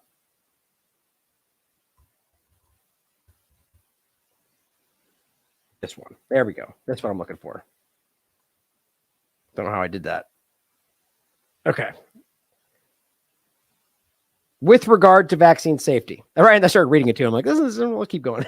The RTSS is what the name one. It's the main name or the different names they have for it. The profile is similar to other routine vaccines given to children, except for an increased risk of febrile seizures. Now, if you read into this, the whole point is they're not dangerous and it's a minor thing. And, but when you have a seizure, especially as a young child or anybody, it's not something that's healthy for you. It's obviously, and apparently you kill just like a monumental amount of brain cells when you have a seizure. Point is that you're at increased risk of seizures, first of all. That's not even the main point. So is that worth it? They claim malaria is that dangerous. Well, the point is you still effing get malaria. You just get 30% reduction in severe, and I guess you apparently reduce the possibility of death by 15% and get an increased risk of seizures. But it gets worse. Children aged 5 to 17 months at first vaccination were more likely than controls to have these seizures within 7 days, especially the 3rd dose. So it means that every single dose, you have this 7 days of increased seizures. There's no way that seems safe to me, but it says this effect was transient and all affected children recovered after 7 days, whatever that means. Safety surveillance also suggested, this is crazy to me, a potential increased risk of meningitis and cerebral malaria in the same age group that you're aiming this at to keep safe. Cerebral malaria. It says a study in Kenyan children with WHO stage 1 or 2 HIV found that this vaccine was well tolerated in this population, that they can be safely included, which I wasn't sure why they said that at first, but I looked into it. And the point is, apparently it's a African study where HIV is more prevalent, and they didn't screen for HIV, I guess. And then in the process found out that a lot of people had HIV in the study, which is very weird. And then just acted like it was safe, but maybe that's not what happened. But that's not the main point. Cerebral malaria. So you're not only get an increased risk of seizures 7 days after every shot, and there's 4 of them. You get an increased risk of meningitis, which is not a small thing, and cerebral malaria. So you're getting a shot for malaria, but you get an increased risk of cerebral malaria. Well, what is that? Turns out it's the worst possible thing in this discussion. Cerebral malaria is the most severe pathology caused by malaria parasite, specifically what they're aiming it for. I mean, how is this even real? You have an increased risk of the most alarming part of what you're trying to protect yourself from for a potential reduction in severe hospitalization or death. Indicated involvement in the blood-brain barrier in cerebral malaria. Again, I find this hard not to see the connection to other possibilities. What is this? A rupture of the blood-brain barrier occurs and may lead to hemorrhages resulting in neurological alterations. This is what they deal with in cerebral malaria, on top of all the other. So this is a very serious thing. My mindset is you're giving this to a 5-month-old baby, not because they are that they may end up getting something, when you're going to give them an increased risk of the worst part of this. And it is still a live virus. So it comes along with the concept of potential shedding. I just think that's ridiculous. And meningitis. So let's go through the actual product. Here it is. Mosquirix, name of the product. This is from the EMA.EU website. Here's what it says. Therapeutic indication. It says Mosquirix is indicated for active immunization of children aged 6 weeks up to 17 months against malaria caused by specifically this and apparently hepatitis B. I don't even know why that's just like out of it. I think it does explain there's some overlap there. Same with the HIV point. That's like they just had some overlap there and argued it has an effect. But the point is, it's not even tailored for that. So my point is always, you realize that this is only one variation of what they say is malaria. So it's why is that the only thing? And why does that make sense to give them something for only one when apparently there's more than one circulating? Like I just never believe this actually makes sense. The more and the more this goes forward, there's just not enough logic here. And I honestly think that none of this should be given at this point based on all the things we're seeing. This one is under. Oh, and this is just showing you a 4th dose is recommended 18 months after the 3rd dose. It just seems strange. But here's what it says. It says Mosquirix does not provide complete protection against malaria caused by the thing that they're aiming it at. So it doesn't work. Got it. I mean, so obviously the point is if you get a 30% reduction in severe problems, and maybe it may be on both 50% for children of death, the point is, it doesn't provide complete protection. So you're not capable of making this to I just don't understand how this makes any sense based on the logic of the theoretical application of this going back as far as we know, as long as we've ever been told about vaccination technology. That is protection against, again, specifically the P. falciparum malaria, the one malaria strain, wanes over time, and vaccination may delay the acquisition of natural immunity. So, I mean, this is almost comical. So you're telling us, first of all, that it doesn't work in general, and then it will wane. That small effect will wane, and that comes along with risk of seizures, which definitely hurt you, as much as they pretend it's a minor thing, sort of like minor myocarditis, but also an increased risk more than average people. So more than ever, if you didn't take it at all, meningitis and cerebral malaria for 5-month-old babies. On top of that, it delays you being able to get natural immunity. What that shows you is just like the other platform-based, protein-based injections, it destroys your immune system. Because if your body's rejecting immunity from whatever they're giving you, either the thing's not working or your body is being hurt by this. Because immunity, whether via what they claim is through injection or naturally, is not something that just disappears. Now, obviously, there's discussions about variations and so on, but my point is natural immunity, just like with the chickenpox conversation, has always been there. What they're telling you here is that if you take the injection that barely works, that increases your risk of other things, it also delays the possibility of even ever being immune. My God, This is not what you should be giving your children, obviously. Now it says Maastricht will not protect against malaria caused by pathogens other than this one. That's what I was trying to say before. So look up how many variations of malaria there are. Do you know this is the one that's currently circulating? Why are you giving this to children who aren't even in risk of this at the moment? Or maybe they are, but how do you know it's that one? You're giving, if you want to try to argue that it was necessary, then it damn well better give them some protection from that at the very least. It doesn't. It increases risk of other things and in a minor way reduces the most severe aspects of it. And then you might bump up against a different malaria. This just is not, even if you believe this has the best of intentions, this is not working. You're failing at this, is what's happening. Or there's something else going on here, which is kind of the larger point. No animal studies were performed with respect to reproductive toxicity. Of course not. Now, obviously, we're talking about children here, but you have to realize that there are very clear effects on reproductive ability, even if you're a child. So they never tested for that. That makes no sense to me. And here's the best part. This is the same thing we saw during the COVID-19 FDA manipulation. No correlate of protection has currently been established. So you're clear, a 30% reduction over here, but you know what that means? They see a certain level of antibody response, which they then deduce achieves this level of effectiveness. That's not the same thing, just like with the COVID injection. All he started saying was, we saw a clinical response. Well, as people and many doctors ask, well, how do you know that's the right response? I can give you an antibody response to anything. How do you know it's going to affect you properly with what you're dealing with? Right? So they can't even prove the response they're getting, in fact, actually correlates with protection against this problem. But it's, one little sentence and nobody pays attention. My God, how ridiculous. And then you could take a look at the graph of what they're claiming is the vaccine effectiveness. 33%, 37, 32, 17, 15, 20. There's nothing over 37%. And how much you want to bet that's relative risk reduction? It doesn't say it anywhere in there, so I don't know. In any case, this is what you're giving people. Now, just the quick dive on that to show you that this is absurd. It's dangerous, and it's clearly not even properly aimed at who knows? Why you would give this to your children blows my mind. Why? I have no idea. But then my thing is to stand back and go, okay, well, why would they put this out if it's this ridiculous? If it's clearly ineffective, it's clearly harmful. And now all of a sudden, is there a bigger malaria problem now? Maybe. I didn't hear about that. It's the same thing with the Ebola thing. Is all of a sudden, I'll mention it at the end, why did they just pop up out of nowhere? There's no logical reason for it to be now, unless the experimentation is continuing as just a possibility. This is why we should talk about how obvious this is.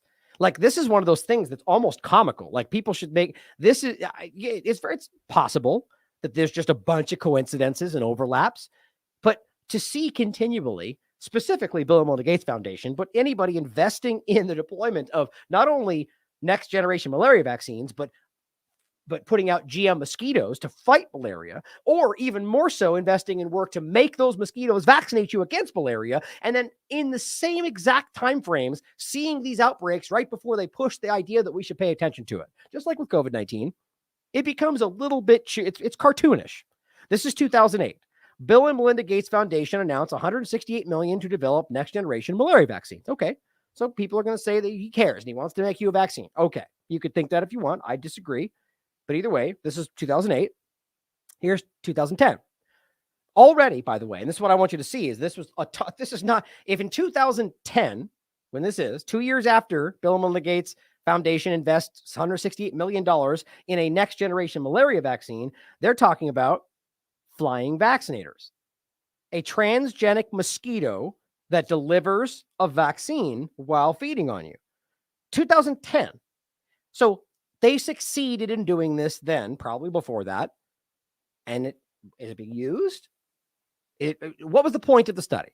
We figured it out. Okay, let's just pretend like it was just for scientific purposes and we can do it. We shelved it. We put it away. Okay, I disagree. Hypothetically, though. So here, just jump forward to 2017. Right? 2010, 7 years later. Mosquitoes are the new syringe? Well, yeah, you already did it. It already was successful. It already happened. So why is it being reframed as some kind of hypothetical new? This is what we should be asking. It's not a new thing. It's already successfully been accomplished. So this is about setting it in your mind again. Or, I mean, I'm not saying we know that in this case, Seattle Times is aware they're doing that. My point is, it says very clearly, mosquitoes, the new syringe, a Seattle lab nibbles at malaria vaccine, literally using mosquitoes to vaccinate. That's what this is about. Okay, so 2017, same thing. Flying syringes could detect emerging infectious diseases. Why is it hypothetical? It says the discovery has significant implications for our. Now, in this case, they're talking about specifically using these flying syringes that do exist to detect emerging diseases. So they're going a step past this already, as if this is already an application, and we're saying, let's utilize these to test for other things. Now, how would you do that? You can read about this. There's a whole relay of information there that seems a little bit crazy. Now, we talked about, Derek wrote this in 2017. Genetically engineered mosquitoes to be released in 20 states. You can read about this. This is the same discussion of Oxitec, the overlap. My point, though, is that this is more than just a couple of states, guys. As much as that, even we're going to laugh today about how ridiculous the cover-up is acting like there's no such thing, as we can quite literally prove that it's been released all over the country a long time ago. I'll show you right now. This gets into 2018. This is, again, the chronological development of this. This is Labiotech, Gates Foundation, Oxitec fight malaria with genetically modified mosquitoes. So we're still at the point now of them saying we're making mosquitoes and working on injections that are both meant to fight malaria, right? In this case, it's about using mosquitoes to kill other mosquitoes that might be the ones relaying it. That's at least what's stated. And then in the background, there's people going, hey, we can use mosquitoes as vaccinators all the way back then. This is 2018. Bill and Melinda Gates Foundation, Oxitec, same group. This is 2018. Bill and Melinda Gates are giving $4 million to help scientists engineer a malaria-killing mosquito. So just realize this is not new. But every time I talk about it, it's like some new, novel thing that they've been doing for 8 years or more. It's 2008. See my point? I love how it's just this always floating, this new idea about the new thing that's already been going on. This is all about propaganda. This is 2019. And this is where we get into the very public overlap. It says more than a flying syringe, using functional traits in vector-borne disease research. These are, and if you can go back all the way to 2008, or rather 2010, even further, clearly it's already happening. Now we get into the overlap of the release discussion that comes into the playing news story of how it popped up in the US for the first time. This is CNN. 750 million genetically engineered mosquitoes approved for release in the Florida Keys, which is the same discussion, the same exact mosquito and Oxitec and Bill and Melinda Gates Foundation. So very much did release millions of them in Florida. That's very clear. This is 2022. Generation, and just in case it's not very clear already, it was released all over the country even before that. This is 2022 generation of transgenic mosquitoes. That's the point about genetically modified, harboring a replication restricted virus. Live microbe vaccines are designed to elicit strong cellular and antibody responses without developing the symptoms of the disease. And these are effective in preventing infectious diseases, or can be. Point is that they also shed, as we've discussed, and we'll show you again about we'll mention about the Ebola point, but that's what we're talking about. The flu, the rest of them, that's a very real concept. And that's what the problem with those live vaccines are. A flying vaccinator, also known as a flying syringe, is a conceptual genetically engineered how would you say that actually? Hematophagus insect that is used to deliver vaccines such as an antigen from a parasite produced in mosquito saliva. Flying vaccinator may potentially load a live attenuated microbe with an appropriate mechanism for sustaining its constitutive proliferation of an insect. These data suggested the possibility of deploying a valuable tool for delivering genetically attenuated virus vaccines via mosquito saliva, although efficient replication restricted virus production is required. Okay, well, already been done back in 2010. My point here is that I think they're simply just overlapping this with the genetically attenuated virus part of it, right? So here we're just talking about delivering, the specific vaccine via feeding, but it's the same concept, a transgenic mosquito. But I think now we're getting into the idea of the genetically modified aspects of what they're delivering. In any case, the point is, this point, it's old. It's been going on a long time. At this point, 12 years? And even before then.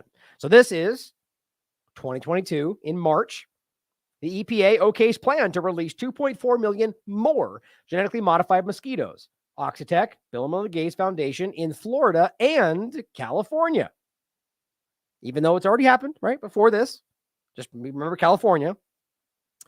Now here is 2022 in September. So I just think about the kind of the volley back and forth of this, right? So they release all these genetically modified mosquitoes, and I'll get into at the end here the main point about how this is, where was it? Right here. Not working. A very kind way to put that. In fact, it's provable that they know that what they're using, in fact, makes it worse. Right? The ones that are supposed to, it basically is the reverse problem. They're making this problem worse using these mosquitoes. And it's proven in their own documentation. They know that. Nobody cares, and it keeps happening. So is it an attempt to stop it, or is it an attempt to make the problem to justify the action? Because here in 2022, a box of 200 mosquitoes did the vaccinating in this malaria trial. Okay, so it's this recycling of the same, aha, eureka, we did the thing that we had achieved 10 years ago. And same thing here, but specifically tailored towards malaria. Here is 2023, June. Novavax partners with the Gates Foundation in efforts to develop malaria and tuberculosis shots. The American vaccine maker Novavax announced plans to share its powerful vaccine technology with the Bill and Melinda Gates Medical Research Institute, a nonprofit biotech spun out from the Bill and Melinda Gates Foundation, which could help develop shots for major health threats like malaria. So at the same time as they're working on a specific vaccine for malaria and working on GM mosquitoes that they've already released to stop malaria, they're working on using those same mosquitoes to vaccinate people all simultaneously. So it's like you've cornered the market and you're utilizing every aspect of it that you can then tweak to make it work the way you want or not. I'm just simply pointing out that if you do have control over these different angles of it, you could release what you want, cause the problem, put out what you need. I mean, there's a perfect cycle right there. I think it's quite obvious this is possible. Now, this is interesting in June. So here we are in June 5th, 2023, talking about partnering to make these malaria shots. A few days later, they connect with this person. This is Bill Gates discussing this. Make me care about malaria. Bill and Melinda Gates Foundation. It's interesting, right? So at this point, no one's really concerned about it. It hasn't been a problem for a very long time. In June 7th, 2023, he goes, let me tell you why you should care about malaria. And then boom, malaria cases in Florida, Texas, the first in the U.S. spread in 20 years in June 27th. What a coincidence. Sort of like he was psychic about COVID-19, right? Or is there more going on here? You can decide for yourself. But the almost hilarious part about it is, where do they release these? Florida, Texas, and largely Florida, Texas, California. And then all of a sudden, and again, that's the main point, because that is what's happening here. And before we get to that, let me read this part of it. The Los Angeles Times. And this just shows you how ridiculous it is. It's October 6th. Okay, so this is it's all on the record. They're talking about using all of these things, from flying vaccinators, or is it, the ones that say that exactly? This one, the study on it. New syringe, right? It's all very public. And the fact that they have very publicly released these things in California, right? So this is a guy on October 6th discussing basically fighting for a mosquito control board, knowing that they're spraying and using these things they don't want them to. Here's how it's titled, LA Times. Flying syringes and conspiracies. Oh, it's a conspiracy, is it? Realize this is how stupid most of the people in the corporate media are. They're very smug about how dumb they are. They don't see it that way, but they are pushing back against what they've been told are conspiracy theories. Well, it's as simple as going flying vaccinators and finding real-time studies that show you that it's happening, and has even been tested in real-time situations, which we'll talk about. An experimental permit. It says experimental use permit amended to allow releases of these specific Bill Gates and Oxitec funded mosquitoes in Florida and California, which shows you beyond question that it's already been granted and they're amending this permit. And at the time, this permit, I think, removes part of the aspect of California, but it proves that it had already been deployed in California. Right? So here's what it says right out of the gate. As soon as John Knight applied for a seat on the Shasta Mosquito and Vector Control District Board, the conspiracy theory started flying. How ignorant. Knight, who owns a hydroponic gardening supply, so he must be a pothead, right? That's clearly, the whole article is seeded with these, like, it's very childish, but spoke darkly about his suspicion that Bill Gates had helped unleash genetically modified mosquitoes in California. Period. You mean a very provable fact? Yeah. It's very simple to prove that they funded them and they did release them in California. But it says, and he warned about flying syringes that will mass vaccinate the population. It's a very real thing, guys. I mean, think about how dumb it is that we're talking about this in a scathing way about a conspiracy theory when this is provable scientific research. That is the corporate media in a nutshell. And they don't even realize how dumb they are. They're laughing about this guy. And it's bad. You read this article, it's from everything from MAGA conspiracy and January 6th. And it's really stupid. But here are the points that matter for today's discussion. Knight's appointment comes amid a boom in the mosquito population after California's record-breaking rainfall. Yeah, you mean the place where they're deploying GM mosquitoes to stop the bad mosquitoes and they weirdly have an explosion of mosquitoes? Because it's not working and it's easy to prove, as we'll go over next. Down here it says, later in that meeting, Knight, who has warned about weaponized bugs, which again is a very real reality. Now, there's a lot of ways you could hear that and make it sound stupid, but there is actually things that are utilized in the real, and we've talked about ticks, we've talked about, what was the other aspect? I mean, these are DARPA military patents and technology you can look up for yourself, where they did very much work on bugs and utilizing bugs to carry biological weapons, and yet they just laugh this off because they don't know what they're doing. But it says, and spoke ominously about the threats posed by Bill Gates' programs and claimed erroneously that British biotech company Oxitec has released genetically modified mosquitoes in several California counties. This is the LA Times,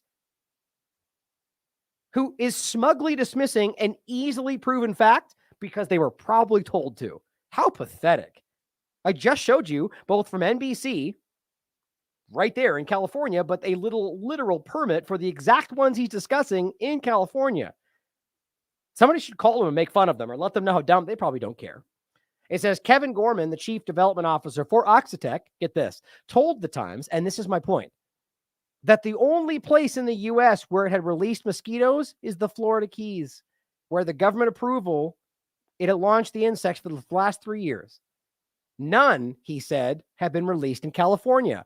Okay, so the LA Times, because they're so good at their job, blindly took what Oxitec said and wrote it down as fact, despite the fact that you can prove on regulations.gov that they've not only done it, but amended the permit to release them in California and Florida. Here's NBC again telling you that the EPA even approved it for sites in California, but because Oxitec said, and because all you are is a gatekeeper manager of information, you just blindly cite it. That is a corporate media point. I mean, every one of them. It says in a statement, the Bill and Melinda Gates Foundation said that although it supports Oxitec anti-malaria work abroad, it does not fund any work involving mosquitoes in the United States. Again, a blatant and provable lie. They're funding Oxitec. It's right there. September 2020. The work they're doing is being done in the United States. I don't care if what they talk about is the location in UK and where if they're funding the work that then gets applied in the United States, because this, guys, is the same thing. Look it up for yourself. There's only the one version of the Aedes aegypti mosquito they're working on. It is the OX5034.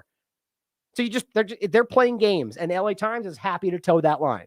Now it says he opposes widespread spraying of chemicals for mosquito abatement, which I do too, which they make fun of.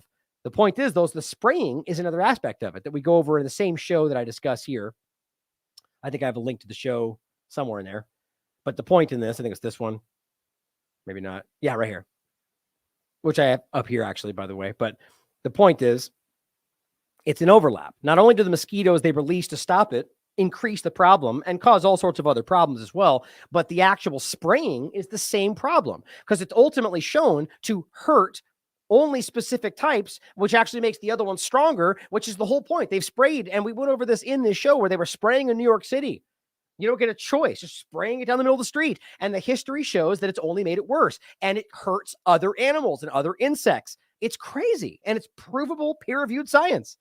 But LA Times says you're a dumb conspiracy theorist, so shut up and go back to sleep. It's embarrassing. Now, it says the fact that he's been swayed by these conspiracy theories, evidently for years, doesn't give me much hope for what's going to happen on the board, says one of these mindless followers that have no idea what they're talking about. Brady, who lives a few miles east of Redding, said she just wants the mosquito threat to be taken seriously with a scientific-based approach. Yeah, so do I. Except the problem is what you're using is an anti-science approach that ignores the byproducts and the lack of effectiveness of what you keep spraying. So the point is, you either don't care it doesn't work, not you, but the person, the government, or you're doing it for a different reason. It's been going on for years, and the data is clear. But it says Brady said she recently saw a county worker driving down her road fogging for mosquitoes. Normally, you'd be a little concerned about the chemical. Yeah, you think? But we don't care, apparently? My God. So if three basic obvious lies in an article riddled with manipulations and lies just about this mosquito point. Why? Because he's a far right, whatever they wanted to be. They even talk about how he put up an OK symbol. And what's even worse about it, they cropped out a picture that the point was they called him a racist because he held up the OK symbol, right? It turns out they cropped that picture to hide the black person standing right next to him holding the same sign.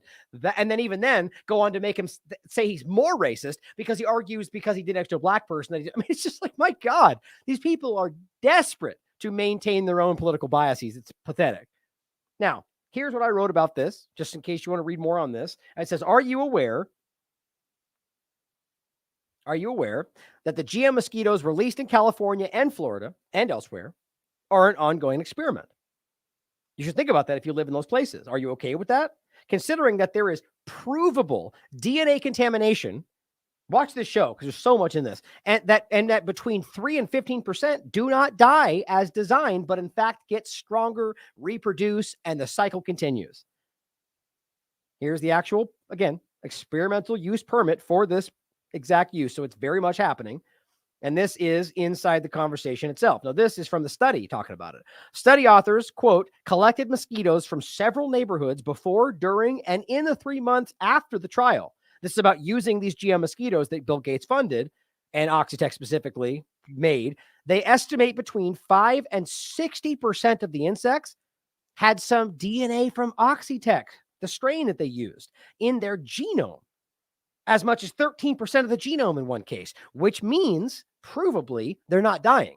They're in fact spreading the very thing amongst these other mosquitoes, which is the whole problem. So you've actually created a larger problem, which again, might very well be by design.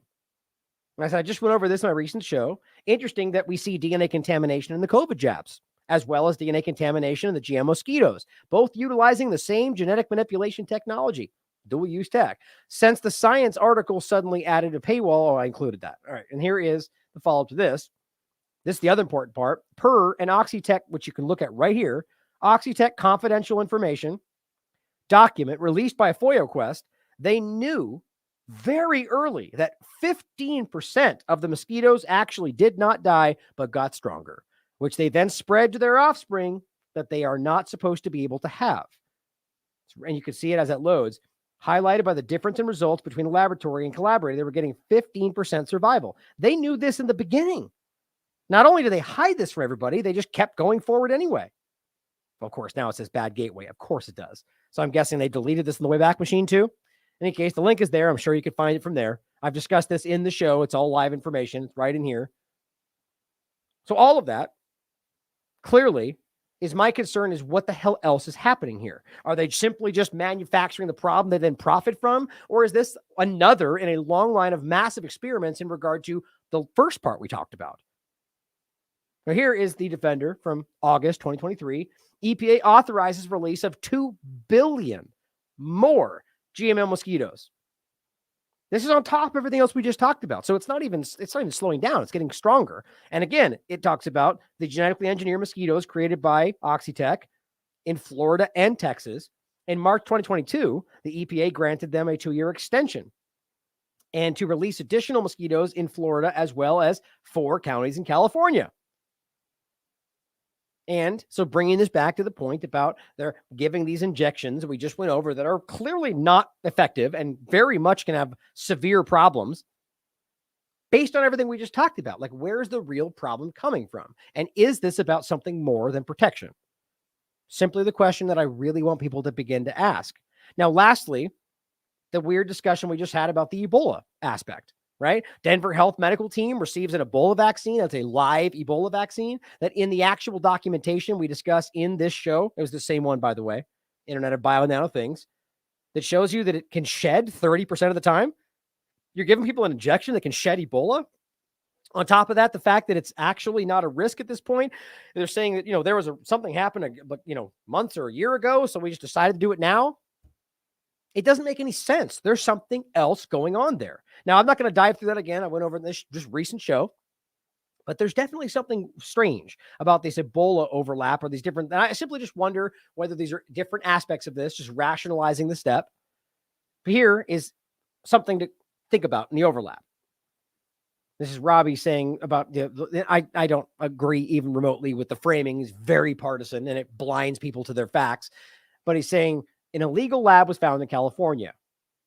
This is the one we've talked about many times with all these different things they claim. Now, I don't know why we take anything at face value from this entity in regard to the government telling what they found or whatever. Like all of it could be a completely fabricated story. But of course, because it's used in a Republican partisan angle to make it about China trying to invade our country, well, everything's at face value exactly the way it sounds because why can't we ask whether this was a CDC lab?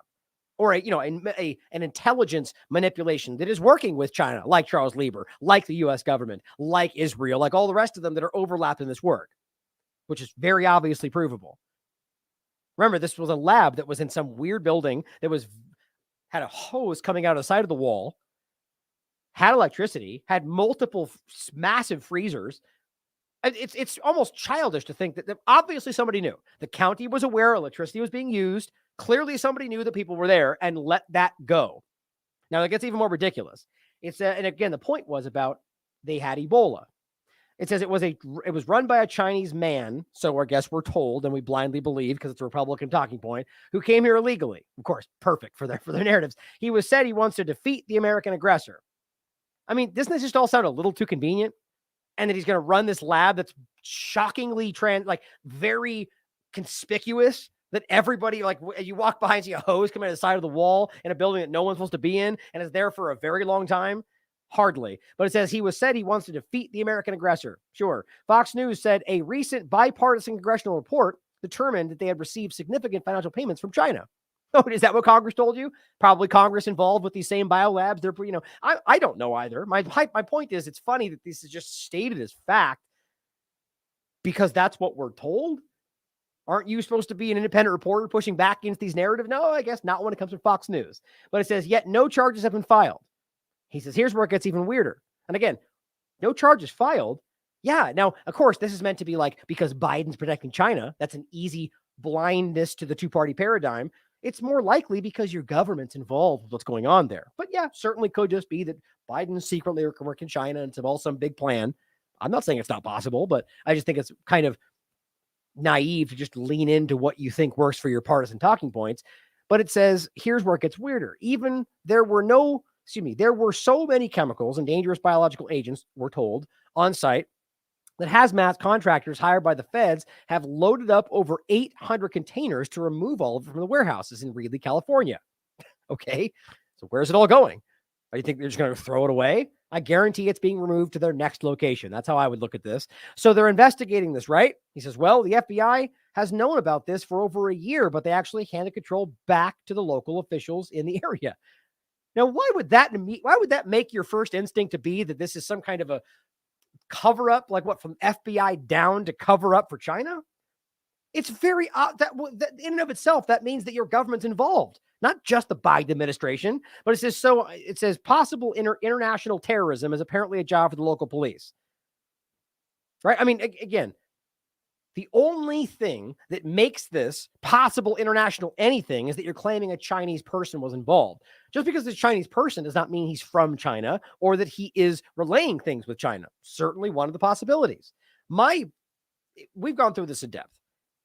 My thought is that all of the evidence strongly points that this was something that was allowed to happen, that was done in this country, probably for another setup. I mean, it very well could be something like Mossad too, by the way, but to carry out some kind of an act that would be then pointed at China or so on. But it says, so the FBI can focus on old ladies who may have gone to the Capitol on January 6th, right? It's more, interesting. But it says what's funny is that, the FBI under Trump was no different. But it's just so partisanship. It's just, again, it eats logic. But it says not only that, but Fox News broke details that key parts of the Department of Homeland Security never got involved in the case. Again, exactly my point. He says, that's bad, right? Oh, I'm not done yet. What about the CDC? Last year, CDC microbiologists spent time in the lab and produced a report detailing everything in the warehouse, but they failed to actually test the vials. So we're told. Do you really think that makes sense? So now you've got the entire CDC, the FBI, Homeland Security, and apparently everybody. And why does that not apply to the whole of government? See my point? They either didn't test it or they knew. But it says the Fox News story reports, despite the probability that the unlabeled or coded vials contained additional unknown and dangerous pathogens, which, by the way, they're in control of, so they have them, the CDC officials refuse to take any further investigative steps. That, to me, sounds like everything we're discussing. They're simply going, nothing to see here, look away, because they're completely involved in this. Again, it's my opinion. It also claims CDC officials failed to take meaningful action when presented with evidence that Ebola, classified at the highest level of concern, may have been present. Doesn't it seem to interestingly overlap with why suddenly there's something to that? The last thing in my mind is that China is secretly operating this out, but certainly one of the possibilities, right?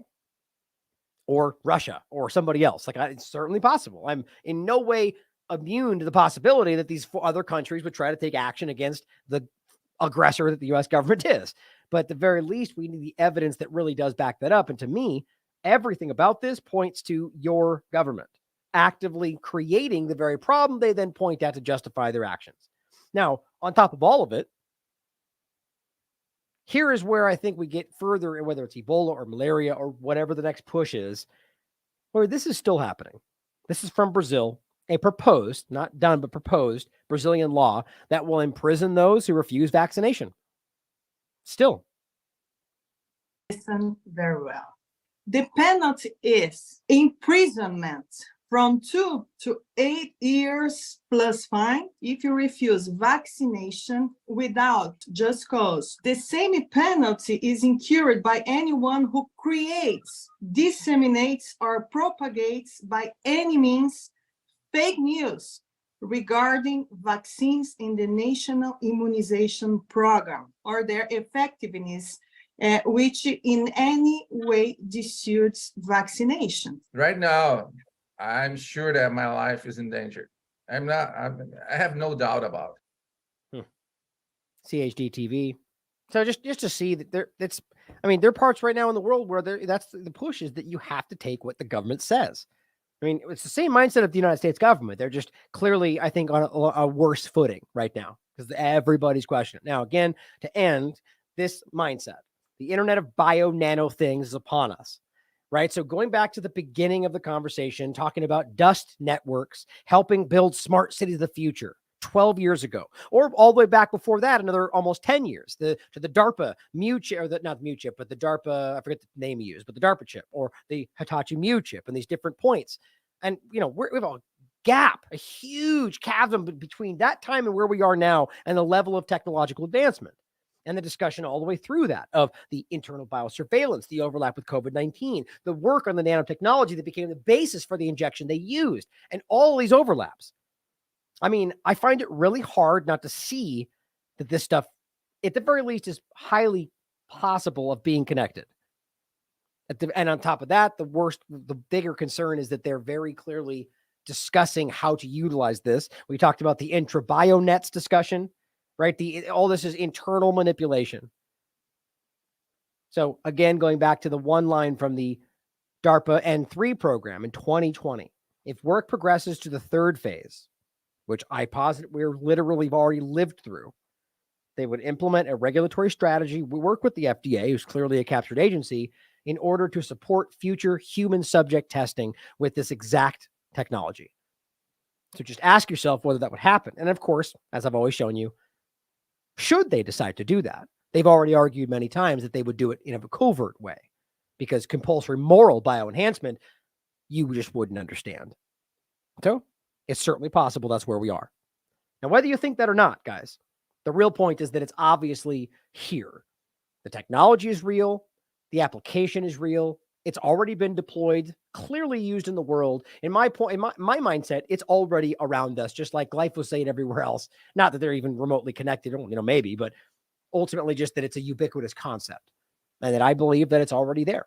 Now, how that gets utilized, what it can do, 5G, 6G, what ultimately changes is, that's the question. But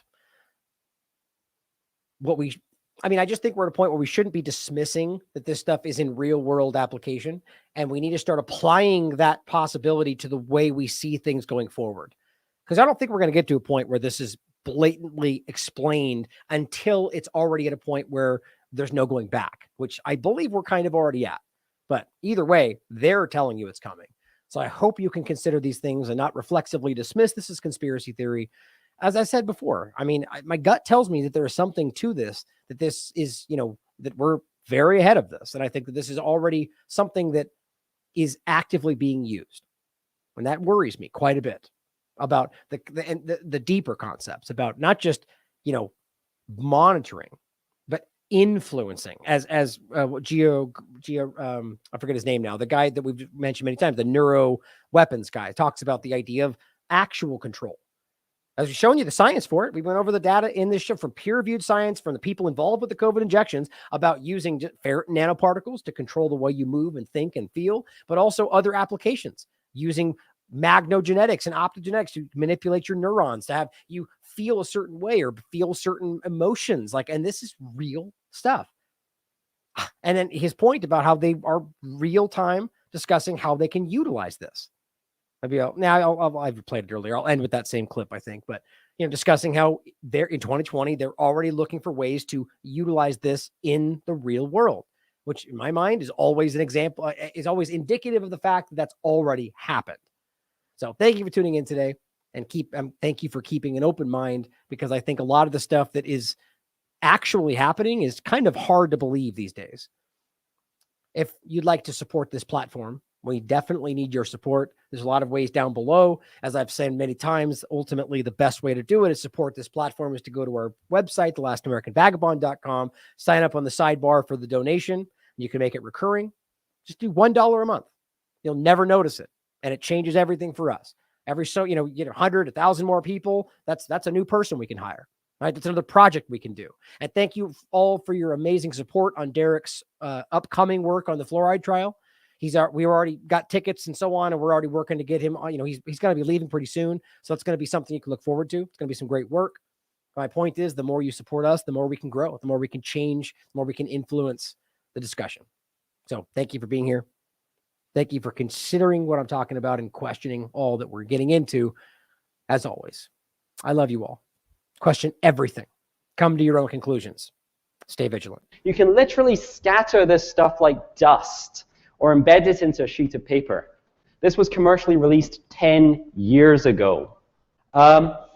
It's a tiny computer, and it features data processing, data storage, wireless comms, and it's probably as close to the true smart dust vision from the early DARPA days as we've come so far. They're designed to harvest energy from the environment around them and to communicate via a mesh network.